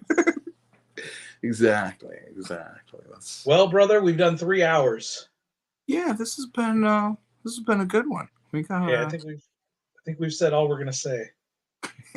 Did you put your link in the chat? I put it in there earlier just to the. I think I can do it again. I don't see. You know how to like highlight stuff? Yeah, but I don't see it in here. Here, I'll put it back in the. I did it on the. Do it on the YouTube. Don't do it on Facebook. Yeah. I just put it in there. It should be down at the bottom. No, I still don't have it. What? Do I have to go? In the StreamYard chat, I don't have it. No, I put it on the YouTube one. Well, it should come up in the comments here. Yeah, it should be on. Well, okay, everybody watching this on YouTube, go ahead and please subscribe to Dr. Ben's channel. We're both this particular channel has almost 700 subscribers. If you're not already subscribed, please do. When me and Dr. Ben can get to 1,000 subscribers, I believe that's still the YouTube rules. We can turn on super chats and you can pay us money to sit and talk about comics for 3 hours, which I think we did. I think we covered a lot of ground tonight. We worked on comics. We talked about our favorite comics. We showed a lot of awesome comics on stream. I think this was a very thorough. I believe if this stream proved anything, it's that me and Dr. Ben love comic books, love the art of comics, and don't really too much care for the politics of comic books. Like, not really. It's about the love of the art form, like more than it is about the being a hip community member, a community member in good standing. In good standing. No, I don't. I couldn't care less about my standing in comic circles. In fact, most people in Comicsgate loathe me because I was very openly critical about Ethan Van Sciver when he was very late on books and spending his time doing drama streams. These days, I don't really care. He's put out all those books by now. Any book I was ever complaining about years ago, he's done fulfilled. So in my mind, me and Ethan are back to square one. Like, I don't have any current criticisms of his behavior. I think. I mean, his comics are awesome. So I mean, I don't have any complaints about that. That's the thing that like kills me is people will just be like, "Oh, Cyberfrog is so bad," and I'm like, "No, what are you talking about? Like, it's awesome." Yeah, he draws really good. and like it's a legit like. I thought, it's a post-apocalyptic giant hornets that kill people, and like, like it's a good story. Cyberfrog comes back. He's been in hibernation. His lady friend is there. I am, however, really, really good friends with your boy Zach's artist on. Oh God, I'm not gonna remember the name of his comic. The Rock and Roll Ninja. No, what was the? Not the first. Grave Diggers. Not the first comic that your boy Zach did, but the second one. The first one was the team book. They did the black and white book with Canales, Iban Canales. I don't know that one. Oh, come on. I don't. Hang on, I gotta look it up. See, this is the thing. I can't do my boy Canales like that. Yeah, for sure. Zach. See, this is the thing with Comicsgate and me, is that like I didn't know what it was up until like recently. I just remember like back in when I had left comics anyways, right? And I remember hearing all the stuff about your boy Zach, Richard Meyer at the time, and Antarctic Press and Mark Waid and all this, and I was just like, so Jawbreakers was his first one, original, and then and then he did a black and white one. Well, yeah, I heard all that stuff, and I was like, well, fuck comics anyways. And I didn't know anything about any of the other people, or that like he had a YouTube. I just saw like the news about it, and I was like, well, fuck comics. I'm glad I left. Right.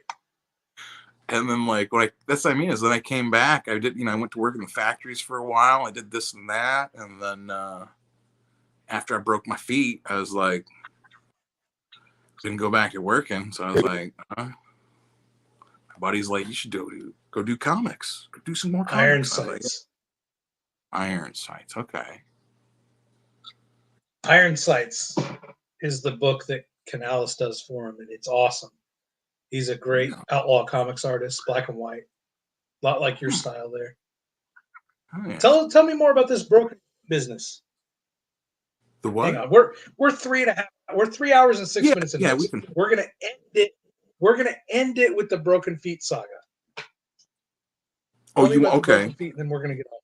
We're closing with the Broken Feet because I'm 3/4 of the way through another half pint of whiskey here, so you're killing me. Literally alcohol poisoning me. I'm trying. So, 2019. I think I'd gotten divorced in the spring, and then I spent the summer helping a buddy who, like, he had come home and his mother had been murdered, and oh God, yeah, he came home and her boyfriend had shot her in the face and stabbed. It was horrible. Then the boyfriend killed himself, and of course, they always kill themselves. Yeah, so I had a buddy recently that he was in line at a grocery store, and this dude came in and shot the clerk next to the checkout girl next to the line they were in, and then shot himself right in front of him and his wife. Holy fuck! That would do it. That would do it. So that's what I'm saying. I was, the buddy. I was hanging out with him because he was kind of in a bad situation, and we had been at another friend's house, and I drank a lot. Usually I wasn't drinking that much. I mean, I would drink, but like not like crazy. And for some reason that night, it was like October, drank a bunch of beer, drank basically most of a fifth of Jack. It might have been Wild Turkey. I can't quite remember. And then decided that was the best time to go and drive to the club. And didn't make it. Apparently, I was going around a curve that was like a dip, like a little bit of a hill or something or other. And when I came up the other side, I left the road and I hit this big like concrete pillar. It was like only like 4 feet high. So it probably would have been worse if it was like a whole pillar. But for my feet, dude. flipped the car, and You hit a pillar? yes, like you know how they have those like those big concrete pillars to like block off an area. It's like 3 feet wide or so. Yeah. That's what I hit. Going approximately 107. What? How were you driving 100 miles an hour? I don't know. It was an odd night. Were you blacked out? But I don't remember it. I mean, I can remember like shortly before then, and then I remember waking up in the car and being like, oh. I remember waking up and like I could hear this lady, because I realized I was in somebody's yard, and I could hear this lady like yelling on her phone, and I'm like, oh, I get this out of here, just a second, ma'am. And I remember thinking like I'm gonna start the car, but I was like, well, yeah, I should get out and take a look at it first before I start it. And like I couldn't get out, and then I remember like I got the door open, and I remember I had my feet on the ground, and I couldn't stand up. Like every time I tried to stand up, like it was just not happening. Like it really hurt. So I was like, well, fuck, I'm gonna smoke a cigarette. And then cops were there, EMS and all them people, they're all starting to ask me questions, and I'm like, guys, this is not the time. Can't you see my feet are fucked up? Can't you understand? I think I was in an accident. This is not the time for me to be answering questions to you. So they got me, from there, they put me in the ambulance and the helicopter and all that stuff. Shattered both of my heel bones. My ankle on the right was completely broken off and like jammed up somewhere where it wasn't supposed to go on my leg. Cracked a couple of ribs. And was that from just the front of the engine compartment coming up into the? I guess that's what I'm saying. Like I don't have any memory of like actually hitting anything. Like I can remember like driving, going fast, and then like waking up. Do you usually drive fast? Is that something are you prone to doing 100 miles an hour? No, not really. People would usually complain that I'd drive too slow. Yeah, that's what I'm saying. It was just odd. My buddy that I had been, like I said, like helping out, like just hanging out with, he was also in the car. Nothing happened to him. I told him to. He said he jammed his finger. What? How is that possible? He walked away, and like the cops picked him up a couple blocks away from the accident scene. Like that's what I'm saying. It was just you can't walk when you break both your heels. And it's like I said, it was like shattered. So it was like dozens of pieces that they were just broken into on each of them. Wow. Yeah. So that's what I'm saying. It was like probably 3 or 4 months that like I couldn't put any weight on my feet at all. So I had to be at like a rehab. I had to get around in a wheelchair. My buddy still came and got he came and got me from the rehab is a nursing home. Is like that's right. Rehab is fancy words for nursing home. So right. He would come to the nursing home, get a cab, get me in the wheelchair, take me to the strip club. Like it was still AC represented. The first thing when I first talked to him, I'm like, "Are you pissed?" I'm like, apparently we were both in the car. Are you mad? And he's like, no. He's like, are you okay? And I'm like, yeah, I'm fine. He's like, what happened? Other than my legs. Yeah, other than my feet are like broken. How long were you in the nursing home? Let's see. It was like October to February. February is when I left. So that's what I'm saying. October 2019 till February 2000. Was it all black? Was it all black ladies that took care of you? No, up in the hospital it was. I was up at like Cleveland, like the trauma ward up in Cleveland for like I think 2 months, because this is the other thing. I didn't have any. I had regular car insurance, didn't have any health insurance or anything. I was going to say, who paid for all that? You did. Well, I had an appendicitis attack, and when the sweet little insurance lady came through, And I told her I didn't have insurance. She was like, "Well, how much money do you make a year?" And I was like, "Honey, I don't make shit." And she was like, "Well, you can retroact. This is how Illinois works. You can retroactively get on Medicaid, and they'll pay Yeah. for this." I was like, Yeah. "Give me that paperwork, baby." And I retroactively got on Medicaid and paid $0 for not only an appendectomy that kept me in the hospital for about 3 days, but about 5 days later, I had an infection in the Oof. surgery area and had to go Oof. back. And luckily, I caught it very quickly. As soon as my temperature hit 104, I rechecked myself into the emergency As soon room. as it hit 104. As soon as it hit 104, because I didn't feel good. But Right. and I kept taking my temperature. And as soon as it hit 104, I went back to the ER and was like, "You said if I had a temperature to come back." And so they did a little CAT scan and they said, "Yeah, you got a little infection there. We're gonna have to intubate and fucking not intubate. That's your throat, but whatever. We're gonna have to put a tube in and like drain the infection." And when the guy went in there and like looked around in it, he was like, "This isn't bad enough to have to do that. Actually, we could just give you some antibiotics and send you home." So I did an initial 3 days, and then four additional days. Sorry, this Right. fucking whiskey's almost gone. Oh, yeah. 4 additional days, so it was like 9 days total. Didn't pay a dime. Didn't pay a dime for it because I live in such poverty and squalor as a starving artist that I was able to. But Illinois will let you on the fucking. They'll let you on the fucking dime pretty easily. Like Illinois gives away a lot of Yeah.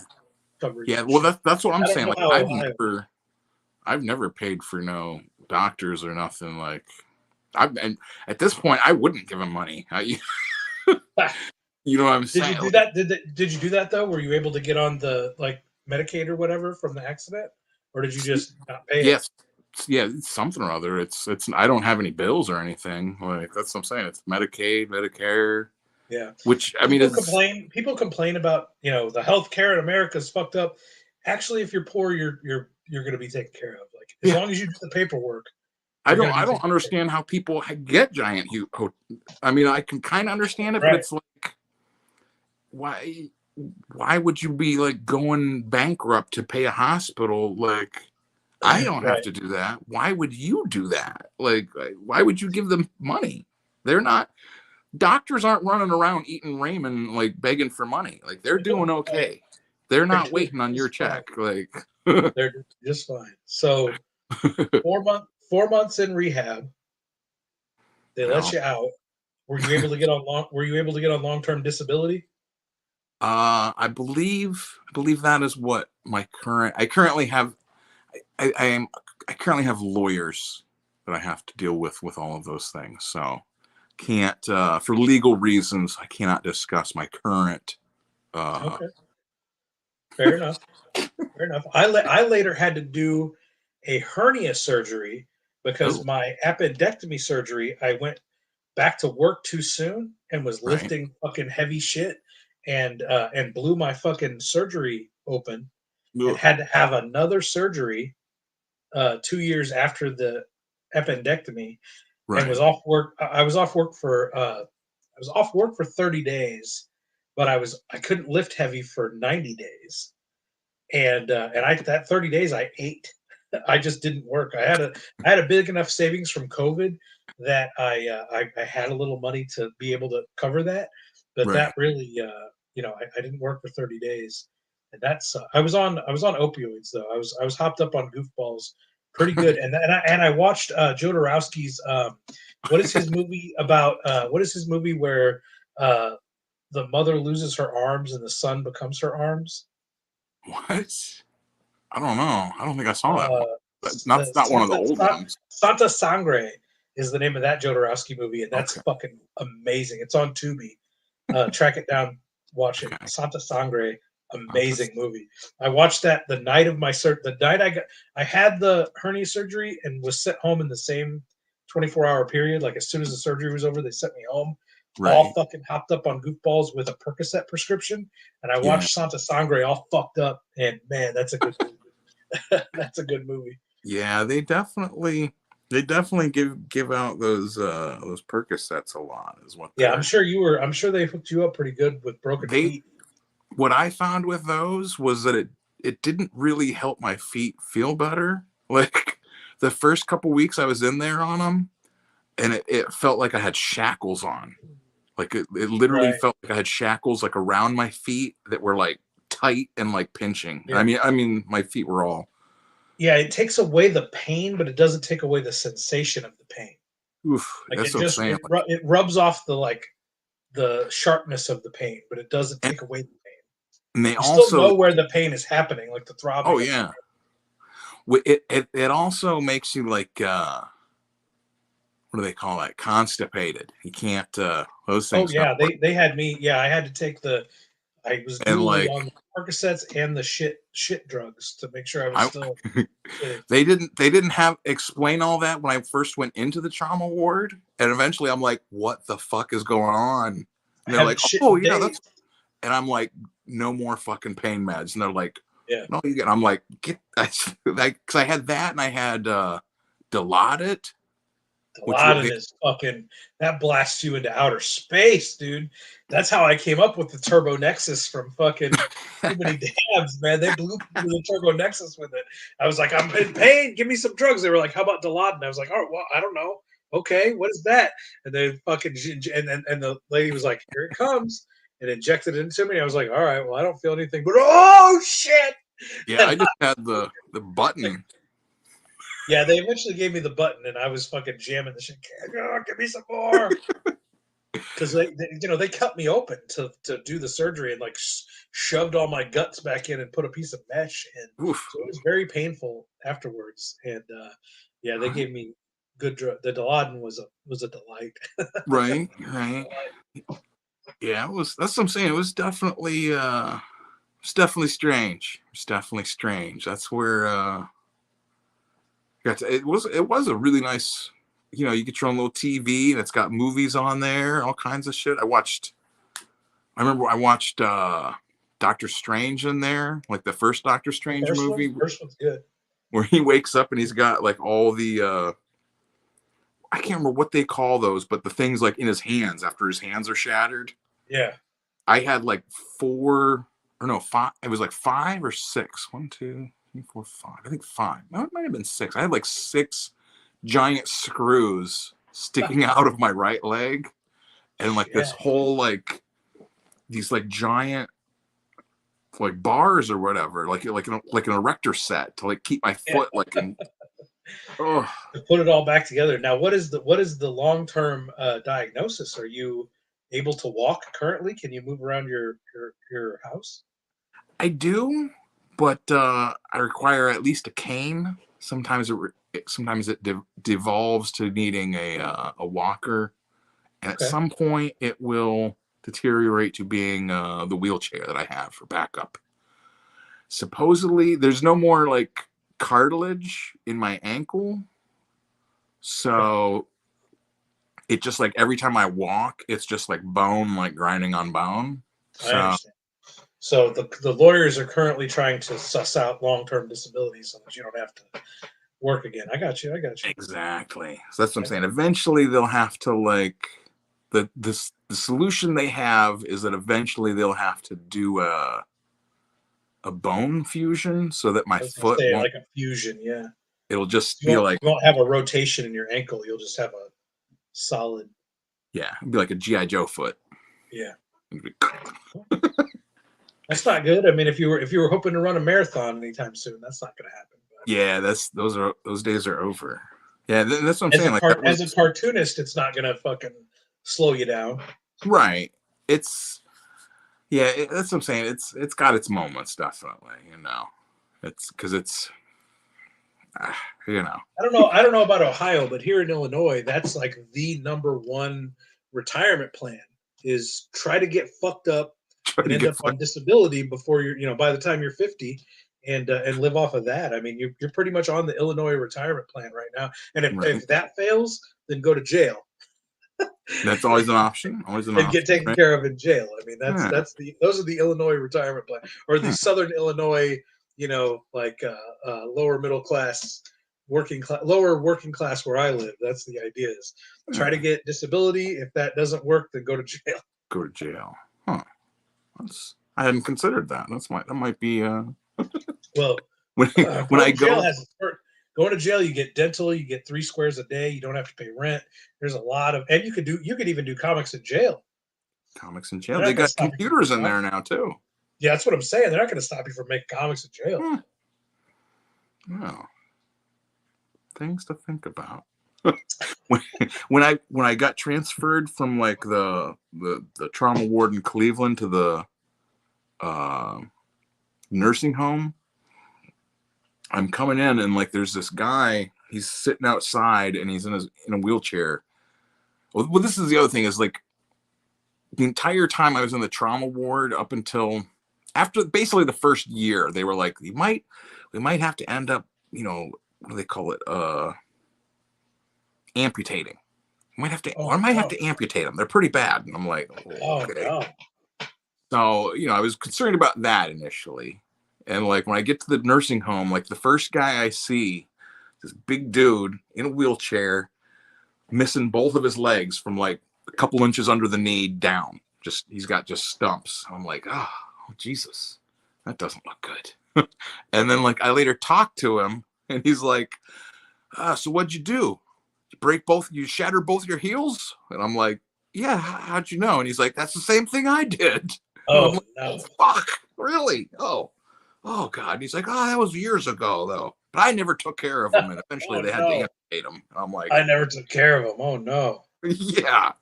So that's what I'm saying. Like, it's definitely like awakened me to being like, I do have to be mindful of my health, my diet, and do a little rehab on those. Yeah, can't just ignore it, or else be a foot shorter, 2 feet shorter. Again, though, as a professional cartoonist, you don't need feet, so it's not like you were a linebacker before all this. I'm not trying to minimize it. Obviously, it's a horrible thing. Oh yeah. No, that's. But I'm trying to be optimistic and being like, yeah, but you can still make comics, bro. Yeah, I'm just trying to be optimistic about it. I've learned from it is to remain humorous and. Sure, yeah. Well, I always have the attitude if I lose my feet, I'll be the fastest no feet motherfucker on the planet. Like, you just have to, it's all about perspective and mindset. For me, I always try to keep my keep perspective, and no matter what the circumstances are, I'm going to make the best of it, no matter what. Like, you'll never see me falling back into some pity party. And I'm just saying, obviously in your situation, if you want to throw a pity party for breaking your feet, you're more than entitled to do so. But for me personally, no matter what setbacks I have, like all the, because I think I have I think that hernia surgery didn't take, and there's this hard spot on my stomach, I think is another hernia, which means another 30 days, no work, 90 days. And I don't have like a traditional job anymore. So that's not right. Like, taking 30 days off isn't as big of a stress as it would have been a few years ago. But the fact that it's just over and over and over again since this first botched fucking appendectomy years ago, like my guts just won't stay closed. I could fall back and make that a pity party, but I don't give a shit. That doesn't stop me. I made Kevin Strange's Space Worms in the middle of all that. Like I did all of the 3x5 note card thumbnails all hopped up on fucking Percocets after my initial hernia surgery. That 30 days I took to make sure I did all of the thumbnails for the entire book, all 164 pages. So I took absolute advantage over not having to do anything else other than comic book work. Like, I'll have to have a stroke and lose the ability to use my left hand before making comics gets affected by anything health wise. That's my perspective. I'm not judging you or telling you how you have to handle your own disability. Yeah, no, you have to stay positive. I mean, regardless of whatever. That's my attitude. Yeah. Yeah. I mean, if you sit around and you just complain, it's no good. It's no good. Yeah, just in the face of the worst news, I'm going to find the best path forward. The worse news you give me, the more I'm going to look for the best path out of that bad news. That's just how I am as a person. I never let the bad news cripple me. It's always going to be, yeah, but I got comics to make, so how are we going to make that happen? And hey, That's just me, though. Again, I don't judge anybody else for how they handle their own business. Like if you want to, spend the rest of your life lamenting that you can't run marathons, that's I'm not going to judge you for that. You have every right to want to wish you could run marathons. That's none of my business. well, what do they say? If you wish in one hand and And shit in the other. That's what my grandma used to say. All right, brother. We did another half hour. We're 3.5 hours in. Love talking to you. Love having you around. I want to do a lot more with you in the future as I sort of expand my my live streaming. I would love for you to be a part of it, sir. You are a delight to stream with. Oh yeah. I'm going to get you my address so you can send me some of those political comics. Love them. Nudes. Follow everybody watching. We've had some consistent viewers through this entire 3.5 hours. Make sure you follow Dr. Ben. If you're not following me, follow me. Dr. Ben, where can you buy your comics at? Right now, I would say go to go to drben.substack.com. That's what throw that in the comments also. Yeah. drben.substack.com, is that what it is? Yeah, it's just it's just Substack. It's just where is it at here? What? Another badger drawing. Okay. There it is. Yeah, like Substack is just the it's like a newsletter platform, but it's less of like a newsletter and it's turning into more of like a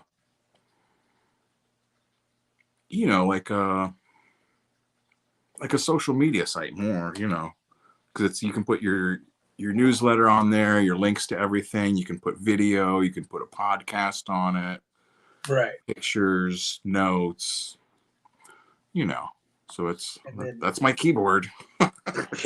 And then I dropped in the comments or in the description, I dropped my link tree that links to the Strangeville Comics Archive, which has over 200 pages of Strangeville comics, updated every Monday, Wednesday, and Friday, and will be updated every Monday, Wednesday, Friday till I die. And also links to the Gumroad, where you can buy Kevin Strange's Space Worms digitally in a high quality PDF, 164 pages for only $10. If you don't want to spend the $30 for the paperback here, and as well as all the other Strangeville comics are available as high quality digital PDFs from the Gumroad. That's in the link tree. You can buy the Hack movies on DVD through the link tree. You can subscribe to Troma Now and stream all of the Hack movies. What else is on there? The Strangeville Superstore.square.site, where you can buy hats, T-shirts, comics, DVDs directly from me.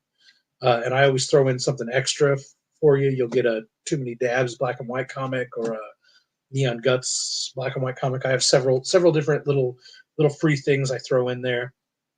And as little giveaway things when you buy directly from the Superstore, and a lot and even more links there on the link tree. And that is, that can't go without saying that you're on the Troma network, dude. Like, for real. Oh, like I'm not even like a big like Troma fan, and I'm like, that's legit. Like he's got his shit on the Tromas. Like, yeah, lifetime dream. That was a bucket list. That was a bucket list thing to. And not only am I on the Troma Now network, but they've sent me multiple checks that I've used to pay multiple bills.